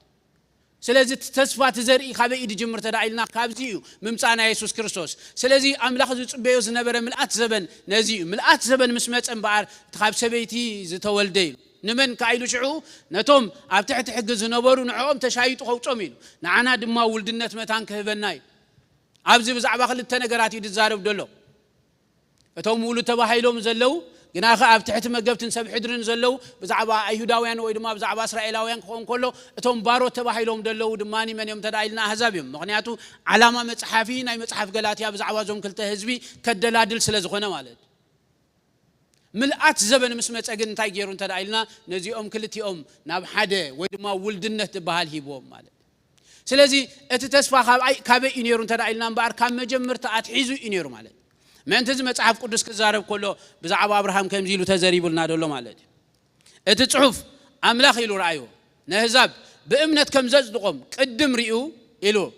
نا أبراهام كل ما هزاب نتايكو قبر يميلو بأخا خبارو يخو يميلو قدم نتايكو قبرو إلو أبسرو إذن سب قلات يا خزارب لهم كله مغنياتو ناي رأسة حوت الناس سمعت سلسل نبرم أتوم أيهود يوم نساتهم كتجزروا لكم قدم بقو غيركم يوم ناب كريستنا نختموا تدخل يبلوهم سلسل نبرو ناي رأسة حوت الناس سمعت سلسل نبرم باولوس كن كذا كرام كله قلنا نو كام مجمرت أتحيزوا إجزابير كزارب كله نا أبراهام تسفى خوبهم كله سي نهزاب كله يبقى مثل تويو سلسل كام مجمرت أتحيزكم أب تسفى نا إجزابير زنبركم سباتهم إذي أتناي مجمرت نا إجزابير على ما يلي إدزاربهم دل رئيسة حوت النت دبهال كسمعكم يقولون أملاخ إسرائيل وين راح دبهال فليزريو كم مجمرتاي نبرن كم مجمرتنا إجزابير علامة سبيون يرو يدبل دلوا عليه سلز وانجيل كابي يد جمرتنا إلنا بار كافتي أملاخ زتزارب وتسفى ممتعنا يسوع كريستوس يجم نسو أتي مسيح أتي تسفى زتنقر قال نسو مسمت أدمان تايكو إنتر إلنا أتقال سجاهونه تباهيدلو توم أفتجيزيت الزنبورون أي مجمرتا أمنتي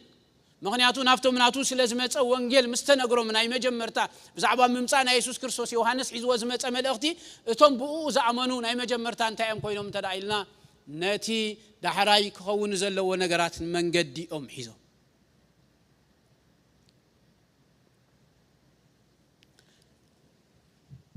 سلازم بار زي أمنتي إن بلدلنا بار أنت إنت دعيلنا توم كاب هزابن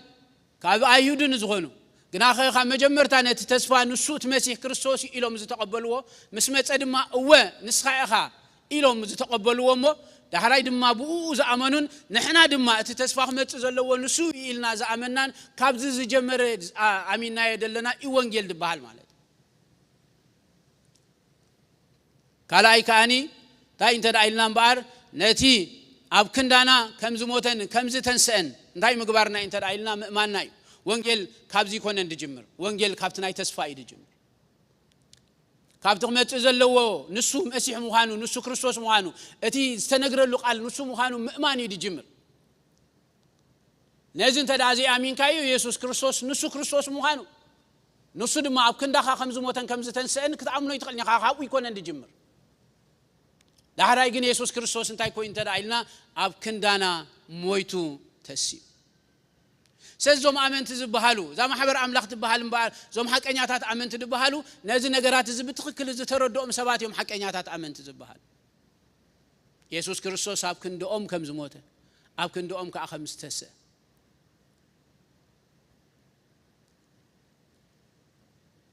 እስከ ሓደ ነገር ክንብል ኢየሱስ ክርስቶስ እስክንብል ኣብ ክንዳይ እስክንብል ኣብ ክንዳይ ማለት እንታይ ማለት እንተ ዳኢልና ካልእ ተጸዋዒ ኣካል ኣሎ ካልኣይ ተጸዋዒ ኣካል ካሎ ማለት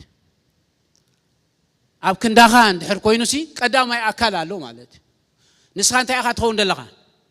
ካልኣይ ኣካል ኢኻ ትኸውን ደለኻ ስለዚ ተቀዳማይ ኣካል ክርስቶስ እዩ ጸጋ ደብሎ ኸኣዚ እዩ ማለት እዩ መጽሐፍ ቅዱስ ክነግረና ኸሎ ንሱ ኣብ ክንዳና ከም ዝሞተ ኣብ ክንዳና ከዓ ከም ዝተንሰአ እንተ ዳኢሉ ሙማትን ምትንሳእን ዝበሃል ነገራት እቲ ዕዮ ዝበሃል ነገራት ሲ ኣብኡ እንታይ ኮይኑ ይድብለና ደሎ ተፈጺሙ ይድብለና ደሎ ማለት ስለዚ ወንጌል ኢልና ክንኣምን ኮለና ምድሓን ኢልና ክንኣምን ኮለና ኣብቲ ሞት ዝበሃል ነገራት እንታይ እዩ ዝውዳእ እንተ ዳኢልና ኣብኡ ኃጢአት ዝበሃል ነገራት መርገም ዝበሃል ነገራት ኮነኔ ዝበሃል ነገራት ዳሓለፈ ኤርሚ ክመረና ኸሎ እቲ ቁጣዓ ናይ ኣምላኽ ኣብ ርእሲ ሰባት አንጠልጢሉ ዝነበረ ነዚ ፍርድ እዚ እንታይ ይገብር እንተ ዳኢልና ኣብ ሞት ዝበሃል ነገራት ንሱ ነዚ ነገራት እዚ ምስ ወሰዶ ኣብኡ እንታይ ይገብር እንተ ዳኢልና ይውዳእ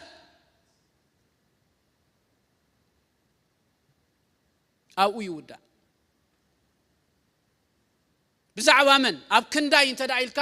ኣብ ክንዳኻ ነዚ ነገራት እዚ ኣብ ዝገበሮ ኣብኡ ይውዳእ ንሱ ኣብ ክንዳኻ ስለ ዝኾነ ኣብኡ ይኽትም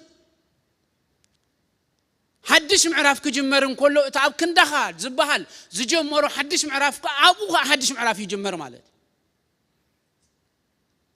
ምእንቲ ዝሮሜ ክዛረብ ከሎ እንታይ ኢሉ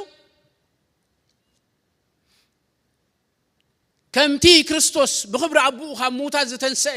نحن هذا ما بحدثي وتمتان كن ملالس نام موتو بتمكت مسوء تقبرنا موتنا نموتو مسيل حبراتون تدا أخوينا أبتن سايو دماغنا حبروينا موتي أبكندايو إل كان تدا أمينكا موتكا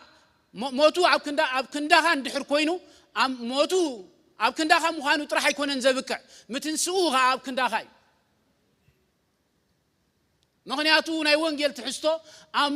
مماتو أبكندا هان مخانو يكون ندودا أو يكون أنت تودبن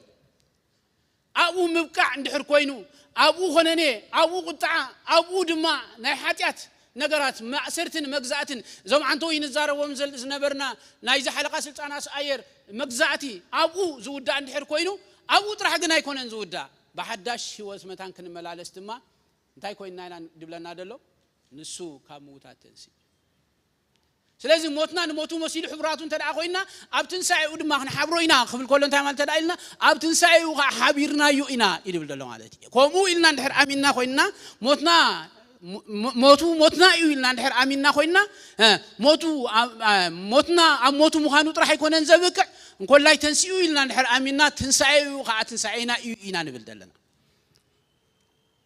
ስለዚ ዞም ሰባት እዚኦም ናቶም ተዋስኦ ዝበሃል ነገራት ኣለዎም ኣብ ክንዶኦም ዝተዋስአ ኣብ ክንዶኦም ዝገበረ ኣካል ስለ ዘሎ ጥራዮም ንሶም ናይዚ ነገራት እዚ ተማቀልቲ ኮይኖም መንበር ናቶም እንኮላይ ድበሃል ናቶም ተዋስኦ ዝበሃል ነገራት የብሉን ንሳቶም ብኡ ኣብ ዝብል ነገራት እዮም ተጽይሮም ደለው እቲ ቀዳማይ ኣካል ናይዚ ነገራት እዚ ፈጻሚ ግን ክርስቶስ በዓሉ ስለዚህ እምበኣር ዞም እዛ ማሕበር ትበሃል ዞም ሓቀኛታት ኣመንቲ ዝበሃል ናቶም ናይ ገዛ ርእሶም ጽድቂ ከም ዘለዎም ዘይፈልጡ ታይዳ ጽድቆም ኢየሱስ ክርስቶስ ዝተወድአ ምድሓን ከም ዘለዎም ኣብ ሓድሽ ምዕራፍ ድሕር ትንሳኤ ዝነብሩ ሰባት ምዃኖም በቲ መንፈሳዊ ሓቂ ዝተረድኡ ሰባት እዮም That's why ኢየሱስ ክርስቶስ እቲ ዝተነገረ ተስፋ መታን ክፍጽም ኢየሱስ ክርስቶስ ሰብ ኮይኑ ኣይገርመኩም ኢየሱስ ክርስቶስ ክመጽእ ከሎ ከምዚ ኢሉ ተዘሪቡሉ ተጠቕሉሉ መጽሐፍ ስለይ ተጻሒፉ ይሞ ወአቦ ፍቃድካ ክገብር ኢለ መጽእ ኣለኹ በልኩ ኢሉ መዝሙር ምዕራፍ 40 ተዳሪና ታይ መታን ክገብር አክንድ ሰብ መታን ክኸውን ታይ መታን ክገብር አብክንድ ሰብ መታን ክመውት ታይ መታን ክገብር አብክንድ ሰብ ካሙታት መታን ክትስእ ታይ መታን ክገብር አብክንድ ሰብ ካሙታት ተስኡ መታን ክረ ሞን አይ ሰባት ግደድ አንታይ ወላ ሓንቲ አረ ወላ ሓንቲ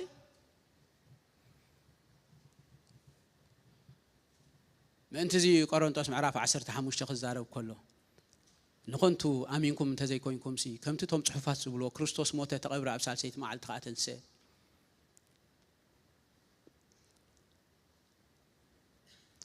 ስለዚህ ኦምዮም ቶም ሓቀኛታት አመንቲ ዚኣታ ማሕበር አምላኽ ማሕበር ኢሉ ዘቋጽራ ግናኸ ከም ሰባት ድሩትነት ስለ ዘሎና እቲ ኩለንትና ናይ ሰብ ዝበሃል ነገራትን ኮላይ ፊዚካል ባዲ ስለ ዘሎና ናይ ሎኬሽን ወይ ድማኒ ናይ ቦታ እንታይ ድበሃል ኣለና እንተዳኢልና ድሩትነት ኣሎና ኣብ መጽሐፍ ቅዱስ ተጽሒፎም ዘለው ኣምላኽ ዝደልዮም ስርዓታት ብሙሉኦም ከነተግብር ከኣኒ እንታይ የድልየና እንተዳኢልና ሎካል ዝኾነ ቸርች ስለ ተድልየና ወይ ድማ ሎካል ዝኾነ ሕብረት ስለ ዘድልየና ግን ኩላትና እንታይ እንትኸውን እንተዳኢልና ተሓባቢርና ከኺደና ዝኽእል ደንቢ ጌርና ንመጽሐፍ ቅዱስ እንታይ ዝገብር ዝቐርብ ወይ ድማኒ ትኽክል ናይ ሃዋርያት ተመሪሖምሉ ዝኸዱ ነገራት ክንገብር ስለ ደድልየና ግን በዚ ነገራት እዚ ንምራሕ እምበር እንታይ ኣይኮንና እንተዳኢልና ማሕበር ኣምላኽ ናይ ድኾነ ሰብ ኣይኮነት ናይ ድኾነ ሰብ ኮይና ኣይትፈልጥና ማሕበር ኣምላኽ ናይ ክርስቶስ ያ ማሕበር ኣምላኽ ከዓ ንሕና ኢና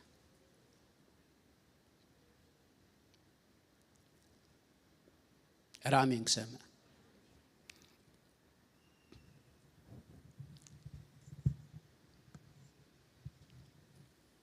ስለዚ ከምዚ ኢሉ መጽሐፍ ቅዱስ ክዛረብ ከሎ በአርሲ ሓደ በጃ ሁሉ ሞተ ስለዚ ሁላቶም ሞቱ ካብ እንብልሲ ፍረ ክርስቶስ ደሪኹና እሞ ተተጸለልና አምላኽ መስቀልብና እንተሎና ምክንያቱ ሓደ ምእንቲ ኩሎም ምስ ሞተሲ ኩሎም ሞይቶም እዮም ካብልና ድሕሪሉ ሎጂክ ናይ ጽሉላታ ዘራርባይ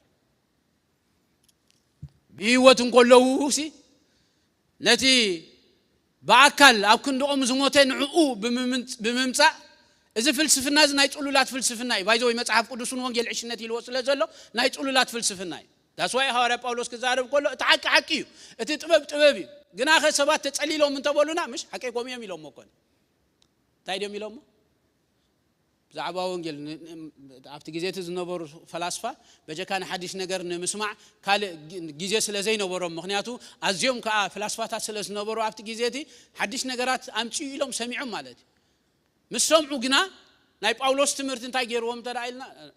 ጳውሎስ ኢሎም እዚ እቲ ብዙሕ ትምህርቱ እንታይ ገይርዎሎ ኣጸሊልዎ ኣሎ ሓቆም የማ ጸሊልዎ ኣሎ ምክንያቱ ሓደ ምእንቲ ኩሎም ሞይቱ ምስ በለሲ ኣብ ኣደየ ይብቅዕ ኩሎም ከዓ ሞይቶም እዮም ዋኸመይ ገይሮም ሞይቶም ከምኡ እዩ ወንጌል በቃ ሓደ ምእንቲ ኩሎም ምስ ሞተ ኩሎም ሞይቶም ሓደ ምእንቲ ኩሎም ምስ ተሰኸ ኩሎም ተስዮም ነብኣምሮ ይተቀበለና هو ስለዚህ ይተቀበለ መጽሐፍ ቅዱስ ክዛረብ ከሎ እንታይ ኢሉ ብስብከት ዕሽነት ከድሕነና ፈተወ ስለምንታይ ቆሮንቶስ ራእዩ ጥበብ ጠቢባን መታን ከጥፍ ምስተዋዓልቶ ማስተዋዓልት መታን ከፍርስ አምላኽ ንጥበብ እዚ ዓለም እዚ እንታይ ገበረ ኢሉ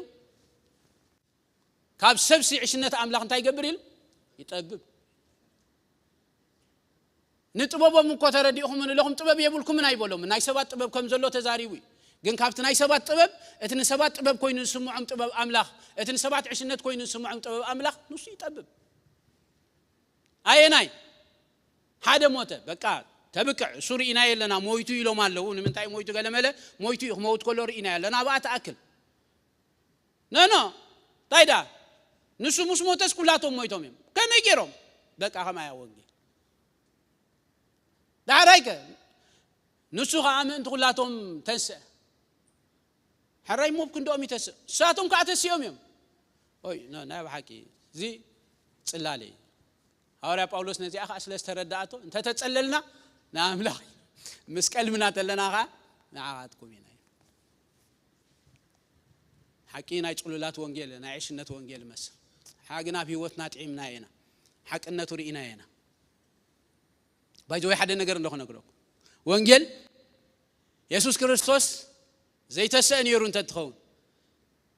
ኢየሱስ ክርስቶስ ካትረዲኡም እንለሁም እቲ ደሃቦ ተስፋ ቃል እንተ ዘይፍጸም ነሩ ኢየሱስ ክርስቶስ አሞት አብቂዑ ነሩ ተትኸውን ወንጌል ሐቅነት አይመሐለውን ኢየሱስ ክርስቶስ ግና ነቶም ደቀ መዛሙርት ናይ መወዳእታ ከኸይድ ኮሎስ ተዛረቦም እንታይ ነሩ ተዳይልና መንፈስ ቅዱስ ኮርደኩም ይሉ ኃይል ኻ ክትቀበሉ ይኹም ይሉ ስለዚህ ኢየሱስ ክርስቶስ ሞይቱ مستسع نسو هياو كم زغنة كابعينتم كان نرى أيوة مسعرقة هياو مهانو نايب حقينة تزارو ونقرات كاتفت عمنت كم زلو ونات تصبي يقولوا منفس قدس بدن قت متي مسمول شعود دينو برز مسل نقرات كوي أبتغى بابز نورو سبات شعود تقريمهم مالت ترقوم سلا دسانو لدمان حدا نقرات هيلوم زي قوعم يسات يوم تجيبهم يوم بيتروس جناب منفس تدريغو إزي كومو يكونن يلوم انتايدا يلوم اتي نسخاتكم سقلكم وكريستوس حيل موت عصني حوزو سلازي قاله نسو كموت تسيو نسو دما وانا انزي نغرات او حازو وي دما افسوسو مسولم شعو لبوم تتنكي حقي يلوم مغنياتو تمنفس مسمص ثلاثه نغرات كابز غبر انتاي تزاري نعلم بزعوا حاتيات انتاي كغبراي كرتعي حقي نسو دما انتاي سلازغبر بودا املاخ سله زي امن تمنفس مسمص حدا فلي زغونه نغرات مس غبره بتركل شعون ساتهم ابغيغا خم زلو تيون غنا بحق خم زلو انتاي كوينم تدايلنا ترديو شعو بلو انتاي كنغبر يلو تخغبرو ودلو نغيرو مال سلازي ولا سبكت عشنته كاي يغونو تحواري باولوس بول حدا مويتو موته خين بقى اودي يبقى نو كلاتهم قا مويتهم هذا خام انت كلهم تسيو حراي مو نسو بمتنسو كلاتهم قاتنسيوم زبل ناي طولولات مسل نغرات منفس قدس مጪ ስለዘስመሮ አብይወትና ካ ስለዚ ጣምናዩ ሐቅነት አለው አራሜን ከሰም ሐቂ ምበርቲ ስብከት ዕሽነት አነው ዋላ ምሳታቶም ኮይ ነፍት ጊዜ ተጥሉ ቆሙ በል ኮይን ይሰማል ካለ ድማ ኢየሱስ ክርስቶስ ክመጽ ሙኻኑ ዘአምን ሰብ ተስሎንቄቶም በክርስቶስ ሞቱ አብ ቀዳማይ ተስሎንቄ 50 ምዕራፍ ተዛሪ ወደሎን ተዳሪናዮ እቶም በክርስቶስ ሞቱ ንሳቶም ዳሕራይ እንታይ ከም ዝገብሩ ከም ዝትንሱ መጽሐፍ ቅዱስ ሰናጊ ተዛሪቡናል ስለምንታይ ኢየሱስ ክርስቶስ ካብ ሞታ ስለሰንሰ ናትና ሕቶ ናትና መልሲ አበይ እንተዳይልና አብ ክርስቶስ ይጅምር አብ ክርስቶስ ካይውድ ስለዚህ ኮን ሰብ ቆሮንቶስ እንተዳሪናዮ በዛዕባ ትንሳኤ ሙታን መስሓተትዎ ኢየሱስ ክርስቶስ ሙታት በሐዋርያ ጳውሎስ ሙታት ከመገሮም ከም ዝትንሱ ይኮንን መልይስሎም ታይዳ አይመልይስሎም ኢየሱስ ክርስቶስ ከመገሪ ከም ዝተሰይ ይመልይስሎም ስለምንታይ ኢየሱስ ክርስቶስ እንድሕርተሲዩ ኮይኑ ቶም ብኡ ዝኣመኑ ድማ እንታይ ክገብሩዮም ክትስዮም ስለዚህ መጽሐፍ ቅዱስ አብ ቆሮንቶስ ምዕራፍ 15 በዛዕባ ትንሳኤ ክዛረብ እንከሎ በስሩ ሙታት ዘይትንሱ ነይሮም እንተትኾኑ ኢሉ ባር እምነትና ኮንቲያይ ሳሕጂ ካብ ኃጢአት አለና ኢሉ ግናኸ ኢየሱስ ክርስቶስ ስለስተሰ ኩላቶም ከአብኡ ተንሲኦም እዮም ስለዚህ ድማ ኢየሱስ ክርስቶስ መስመጸ ንሱ ወስደና ምእማንና እዚ ዝዓበየ ተስፋ ምህላውና እዩ እንታይ ዝገብረና እንተዳይልና ሐቀኛታት አመንት ዘብለና በአርዛ ማህበር ዚያ እንታይ ዝገብሩ እዮም ተዳይልና ተስፉ ምምጹና ኢየሱስ ክርስቶስ ሙማቱን ምትንሱ ዳግማይ ምጽአቱን ዘሎ ዝቡ ሙሉኡ ትሕዝቶ ናይ ወንጌል ዝአምኑ ሰባት እዮም ሐቀኛታት አመንት ዝበሃሉ لوم يا ما أخل الناس نجارات زين تدعى زي تردعكم سبات حالهم ولو إنه وحجي زي استملالوسكم سبات حالهم جناخ السنة زي هواكم نايكر سنة نجارات تدعى حالي إزي حق ذكر دعكم خلاله يسوع اتأنكو ملحاني نسويو نعوم إيماننا نعوم فلاتنا محبر زبلنا بار محبر تبعال زي آية مالد أقد داس الناس ناي محبر أم مدري تايو أقداس الناس ناي محبر عم مدرم بارنتاي انترايلنا بايزوي حدا نغرات كنغركو افتفلادي غاطامي بزح غيزه تزاري بيلهم املاخ تداري دي انها اني نابس نغرات زنقنا علو عدلنا غاطامنا بقدمينا يحلو الى حسب محبر املاخ دريو خطر انتدادي كيلا تركلنيا راي داي يمصني انتدايلنا كونفيوجن يمصن ambition ድሌት ናይ ሰባት ግን ኩሉ ጊዜ እንታይ ዘምጽ እንተዳይልና ኮንፊውዥን ይዘምጽ أملاخ كم جمرت أتحيزو زريئو زنبرة حج زريئو زلون كم تزريئو دلون رئي لنا دينا أين رئي دلنا حتى ملكت نفسه كيفنا يقون أملاخ حنتي نجار يدري مدحان نايسبات سلمنتايو أملاخ محبر وعم مدري أقيم تدعيلنا مجمرتها سبات متان كتدحن من قست أملاخ متان كتصفي مغنياتو أملاخ من قسو مسقو مخام مجمرتا بدهري يوغن سيطان دسيف بمقبار اكزابير مسكن أبزي تنتانا كاتو عيد لنين جيجي سلزي بلي دسيف مسقبرو نسب باتي ناي مجمرتا انكو بغري ناي سب زبهال نا أدام جيرو نسب بمولو أبتحت من قسو يأتي ومن قس مسريتو سيطان سلزي أملاخ دبهال كم زلو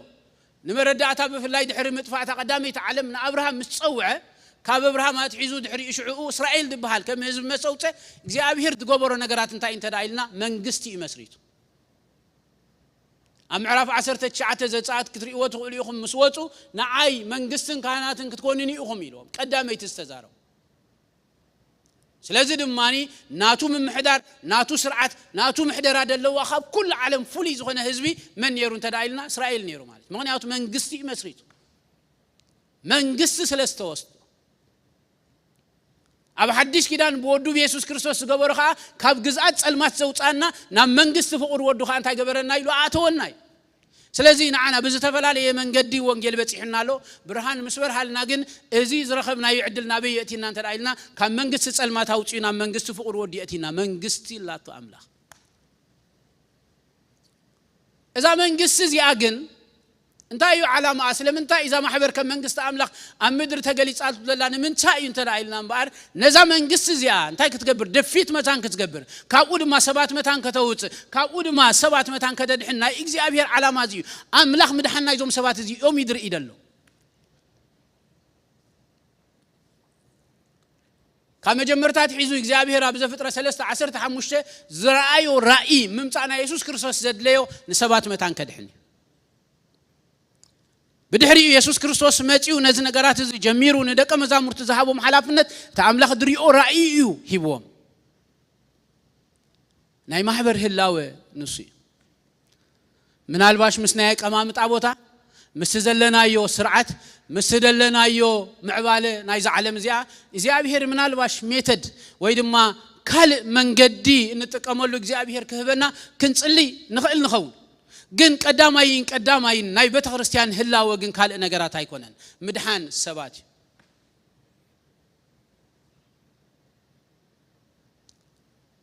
ትሮቴሽን ከምዚ ይዝኸይት ሰባት ተድህን ተምጾም تعتقم አገልገልት ትገብሮም አገልገልት መስገበርካዮም ካንሱም ካ ንምድሃን ሰባት የምጹ ከምዚ ይድ ነብር ናይ ማህበር አምላኽ ሰርኩሌሽን ከምዚ ይድ ነብር نخوم ودينا بتخكل دلونا تأملاخ دريو دينا نرئي دلونا عين رئين دلونا نعناي ملكة لبي كله جيزي يزحزونا نقرات انت دا أهل يوكي نزي نقرات نزي نقرات زي متان كي ترئي تسألائي حد هومورك هبكا أو جيزي خات حلف بزخونا قن هلاوي ناي محبر أفزا مدري انكو ازي نقرات زي زعوا أقول تبل تمرسن مهارة لنا بزناي كلام حلف نجيركم نيرا أملاك كرئي كله اتناي مودة ألتيميت نايتهم زدحان سبات انتا انت دايلنا أقل مهان نمهنا سجا كريستوس ملعت متان خونو تا سجا كريستوس عينيتيا تا محور مش عكي سلازي أملاك محور يلخبل كله نعلم بملئتها يافت منفسها وحق أدحينوا جنا خزي دحان سبات لو بجزينا قد نحنا دحينا نفتح أكل كريستوس نفتح سجا كريستوس متينا لنا ناوزي عتو سبات نمهنا سجا كريستوس نابزنا قرات الزجن ويدماني نزنا قرات زي دقل قولوا سبات جن إجزاء بهر تاجرون تدعيلنا أقل قلت دبها هي بقوله تمتصم تعتقم أقل قلت تقبرم أقل قلتي مسكون دماني تي أوشت إذا قبر زبالة نقرات ناقل قلو قناختي تسقوم دلوو ناي أملاخ رأي خا نسبات نام مدحان ممتع خا محبر كافتخت قندي كتعيلو زلوا نقرات سازي ناي محبر هلاوي أم مدري إزيت رأي نمن فساو عيو نمن فساو نقرات سازي وانجيل مسباخ مترناف نزدحانو سبات مهنات معتاق أقلقلت مفراي نابزنا يمودات على معلت خمس ما حبر أملاخ بخميات مرح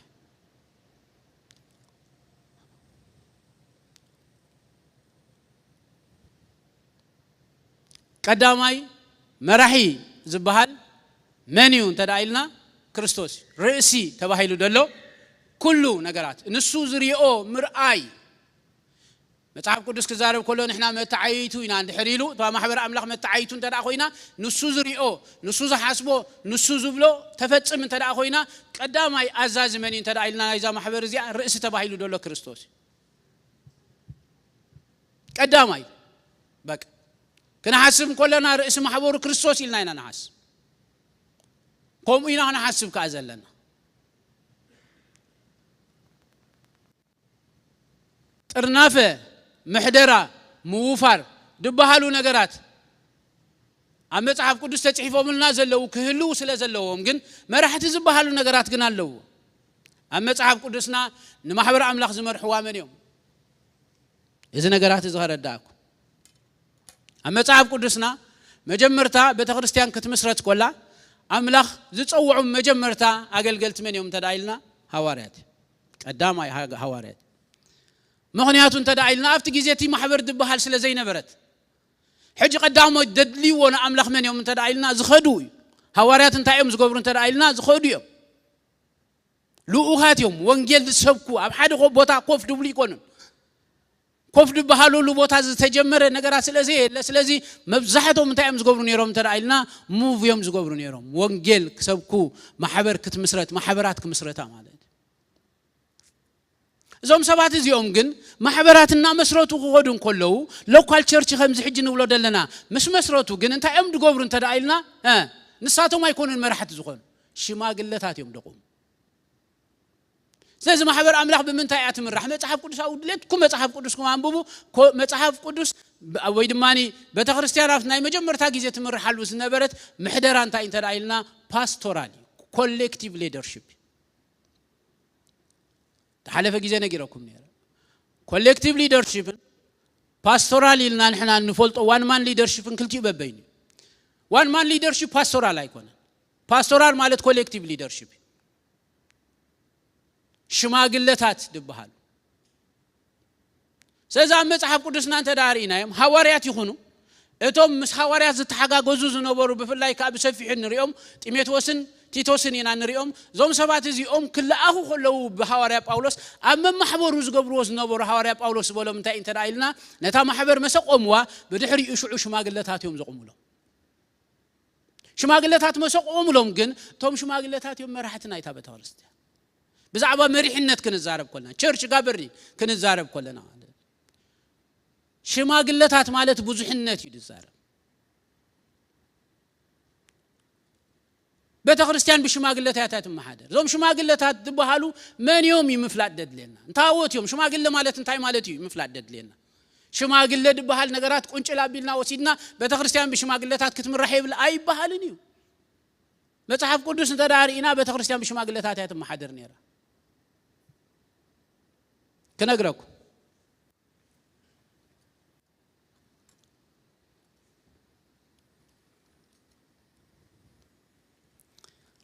أبقى برهواريات معرف 14 فقد 23 أما محبرو شماغلتات مسحر يلوم دما بتصومن بتصلوتنا بتبوز عمنو قويتان تاي قبروهم أما عقوبهم أما حبر دي دبل دلو أما محبرو تاي مس قبر لهم شماغلتات مسحر يلوم مخنياتو أفتي جيزيتي رايوج زوم سبات زيوم أبوستلس يوم ويدما نايتهم مستوى أبوستلس كوينهم زقل قلو يوم كان بعال تيموثوس تيتوس انت داري إنا يوم كامالج سلازي أفتي بوتاتك قل قلون كله زوم سبات زيوم حدش يوم حدش يغون خلو حجي مولو مردان مولو فلتات دلو من يوم تدعيلناتهم دمرحوهم دلو يوم سلازي نزاب بحبر زي أمسوق أموان ساتهم انتاي قبر لهم تدعيلنا كابتهم أو دلو أقل قلتي تعويد دلوهم تقاز دلوهم تبو مسكرنة دلوهم سليكتي قبر لهم سليكت مس قبر لهم كأمي راحتنا يتابع تخرستيان غيرهم يقوموا لهم ما راح اليوم دقوموا لهم ما راحت يوم دقوموا لهم شماغلتات دبل بوزحنت أبوبوتو ودما شماغلتات انتاي قبر لهم يلو مسوق أموا لهم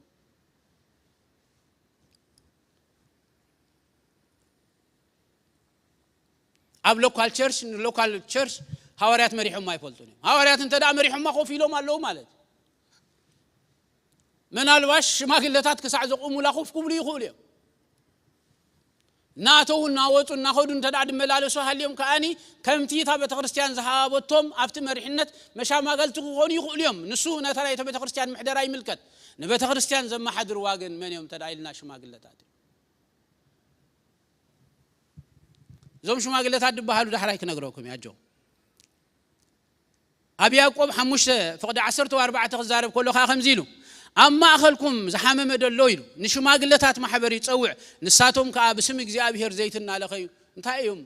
ስለምንታይ ይቆም ድብሎም ደሎ ያዕቆብ እንተዳይልና ድላዓለ ተጸዋዕነትን ስልጣንን አፍታ ማሕበር ሐላፍነት ደለዎም አምላኽ በመሪሕነት ደረጃ ዝሪኦም በመሪሕነት ደረጃ አፖይንትድ ስለዝገበሮም ከአ ስምረቱ ዘለዎም መንዮም እንተዳይልና ሽማግለታት እዮም ስለዚ አፍታ ማሕበር ዘሐመመ እንተዳሃልዩ ክሳዕ ኃጢያቱ እንድሕር ገይሩ ኮይኑ ክናዘዘሎም ዘለዎ ንሽማግለታት ማሕበር ይጸውዕ ኢሉ ንሽማግለ ማሕበር ዲድብል አብዝ ገዛ ሰብ ወይ ተባረኩ ሓደ ረምታ ሓደ ሱግሚ በሓደ መኻድ ድባል እዚ አብቲቶስ ሓደ 5 ተዳሪና ይኸም ዝብል ከምታ አነ ዘዓዘዝኩ ኻጌርካ ዝተረፈ ምእንቲ ክሰርዕ ኢሉ ማን ይሕጅኹም ድብሎ ደሎ ሐዋርያ ጳውሎስ ከመይናይ ከምታ አነ ዘዓዘዝኩ ኻጌርካ እንታይ መታን ክትገብር መታን ክትሰርዕ ትዝተረፈ ኢልዎ ደሎ ማለት ምክንያቱ ናብ ማቹሪቲ ዘይበጽሑ ወይ ድማ ዘይበሰሉ ዘይዓበዩ ነሮም ኮኑ ይኹልዮም ጳውሎስ ከሓድጎም ከሎ ቲቶስ ግና ኣብ ቅሬጤስ ከሓድጎ ከሎ ግን እንታይ ገይርዎ እንተዳይልና አገልጋሊ ገይሩ ገዲፍዎ ኸይዱ ነታ ማሕበር ክምግባ ከዕብያ አገልገልቲ ክገብረሎ ማለት ዝተረፈ ስርዓታት ንሱ ከአንታይ ክገብር መታን ክሰርዕ ሽዑ እንታይ ኢሉ ኣብ ከከትምኡ ሽማግለታት ክትሸይም በዚ ምክንያት እዚ ኣብ ቅሬጤስ ተሓረኹ ሓረይሎም ደይሉ ኣብዝ ኻሾምሎም ደይሉ ምሻም ማለት እንታይ ይመስልኩም አፖይንትድ ምግባር ማለት ምብራኽ እዚኦም ሰባት እዚኦም በድሕሪ ሕጂ መራሕቲኦም ኢልካ እንታይ ምግባር ማለት እንተዳይልና አፍልጦ ማህብ ማለት ይምሻ ምሕራይ ማለት ግን እንታይ ማለት እንተዳይልና ከማልእዎ ዘለዎም ኳሊፊኬሽን ካብናብ ዝበሃል ነገራትን እቲ ዘለዎም ጽቡቕ ምስክርነትን ምክታት ማለት ነዚ ኽልቲኡ ነገራት አዋሃይድካ ኣብ ናይ መወዳእታ ነዞም ሰባት እዚኦም በድሕሪ ሕጂ እዚኦም መራሕቲ ናይ ቤተክርስቲያን እዮም ክትብሎም ከለኻ እንታይ ጌርካ የማለኻ እንተዳይልና አፍልጦ ይብካ የማለኻ ምክንያቱ በዚ ነገራት እዚ ዝተላእኹ ወይ ድማኒ ነተን ማሕበራት ዘቁሙ ዝነበሩ አገልገልቲ ስለዝነበሩ መንዮም ሽማግለታት መንዮም ዞም ሽማግለታት ድባሉ ዞም ሽማግለታት ዝበሃሉ እምበኣር ንዕዮ አምላኽ እንታይ ዘለዎም ጻውዒት ዘለዎም ጻውዒቶም በዓሎም ፈልጥዎ አገልግሎቶም ይምስክረሎም ማሕበር አምላኽ ከ እንታይ ትገብሮም ተለልዮ ጽቡቕ ምስክርነት ከ የድልዮም ምክንያቱ ንመሪሕነት ይመጹ ስለዘሎ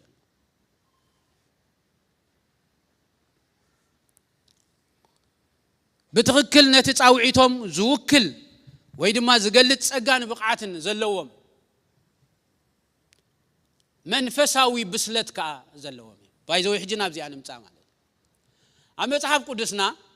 ኣብ ምዕራፍ 10 ግብረ ሐዋርያት እንተዳርኢናዮ እንታይ ይብለና እንተዳይልና ነቶም ሽማግለታት ምስ ጸውዖም ሐዋርያ ጳውሎስ አመሊጠ ሆይኑ ምስ ጸውዖም እንታይ ይልዎም እንተዳይልና ነታ በገዛ ደሙ ዘጥረያ ማሕበር እንታይ ክትገብሩ ይልዎም አለ ክትጓሱ ይስከንበል ንመን ይግን ጸውዒዎም ነቶም ሽማግለታት ያትብል ነቶም ሽማግለታት ምስ ጸውዖም በድሕሪኡ እንታይ ይልዎም ነታ በገዛ ደሙ ዘጥረያ ማሕበር ክትጓስዩ ዝብል ጓሶት ይልዎም አለ ታይካይሉ ሽዑ መንፈስ ቅዱስ ኤጲስቆጶሳት ገይሩ እንታይ ዝገበረኩም ይሸሞኩም ሽማግለታት ይልና ክንዛረብ ኮለና እምበኣር በቲ ፋንክሽን ወይ ድማ በቲ መጸውዒ እንታይ እዮም እንተዳይልና ጓሶት እዮም ፓስተርስ እዮም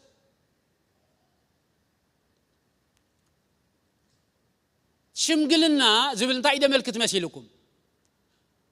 ኣብ ካልእ ሓሳባት ተገሊጽ ወይ ድማ ወፊሩ ክንረኽቦ ንኽእሊና ብስለት ይዘመልክ ሽማግለ እንተዳይልካ ብስለቱ ይዘመልክ ስለዚህ በመንፈሳዊ ብስለት ዘለዎም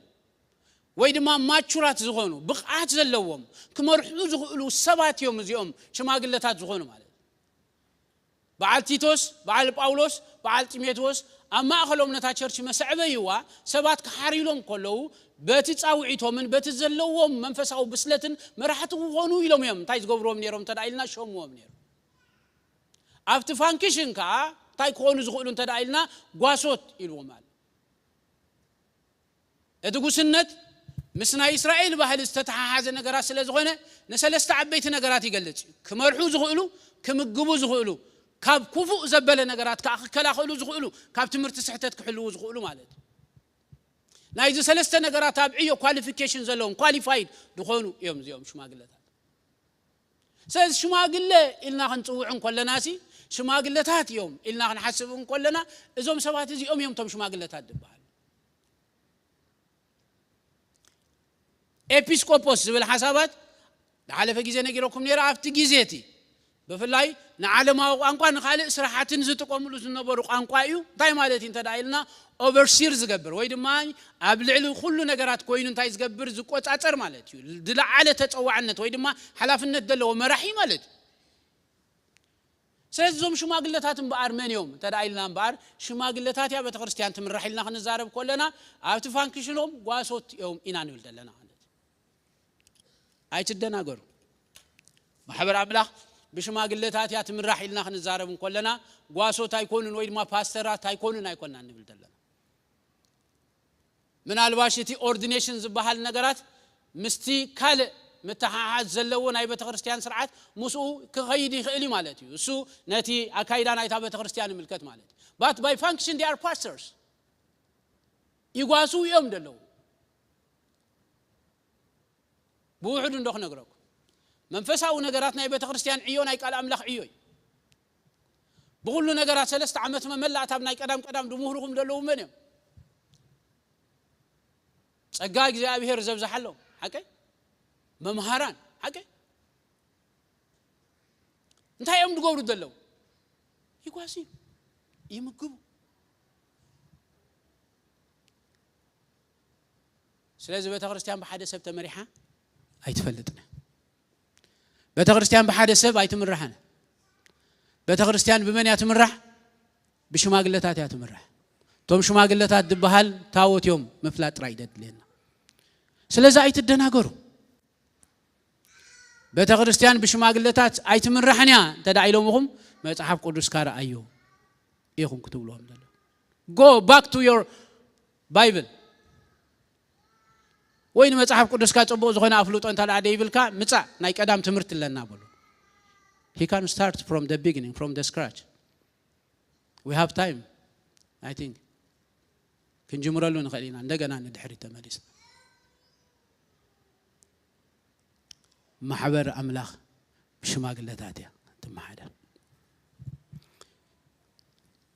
زيابير مسجن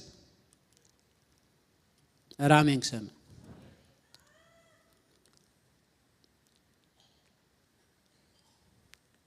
سلازم منفساو بسلت اللوم صبوق زخنه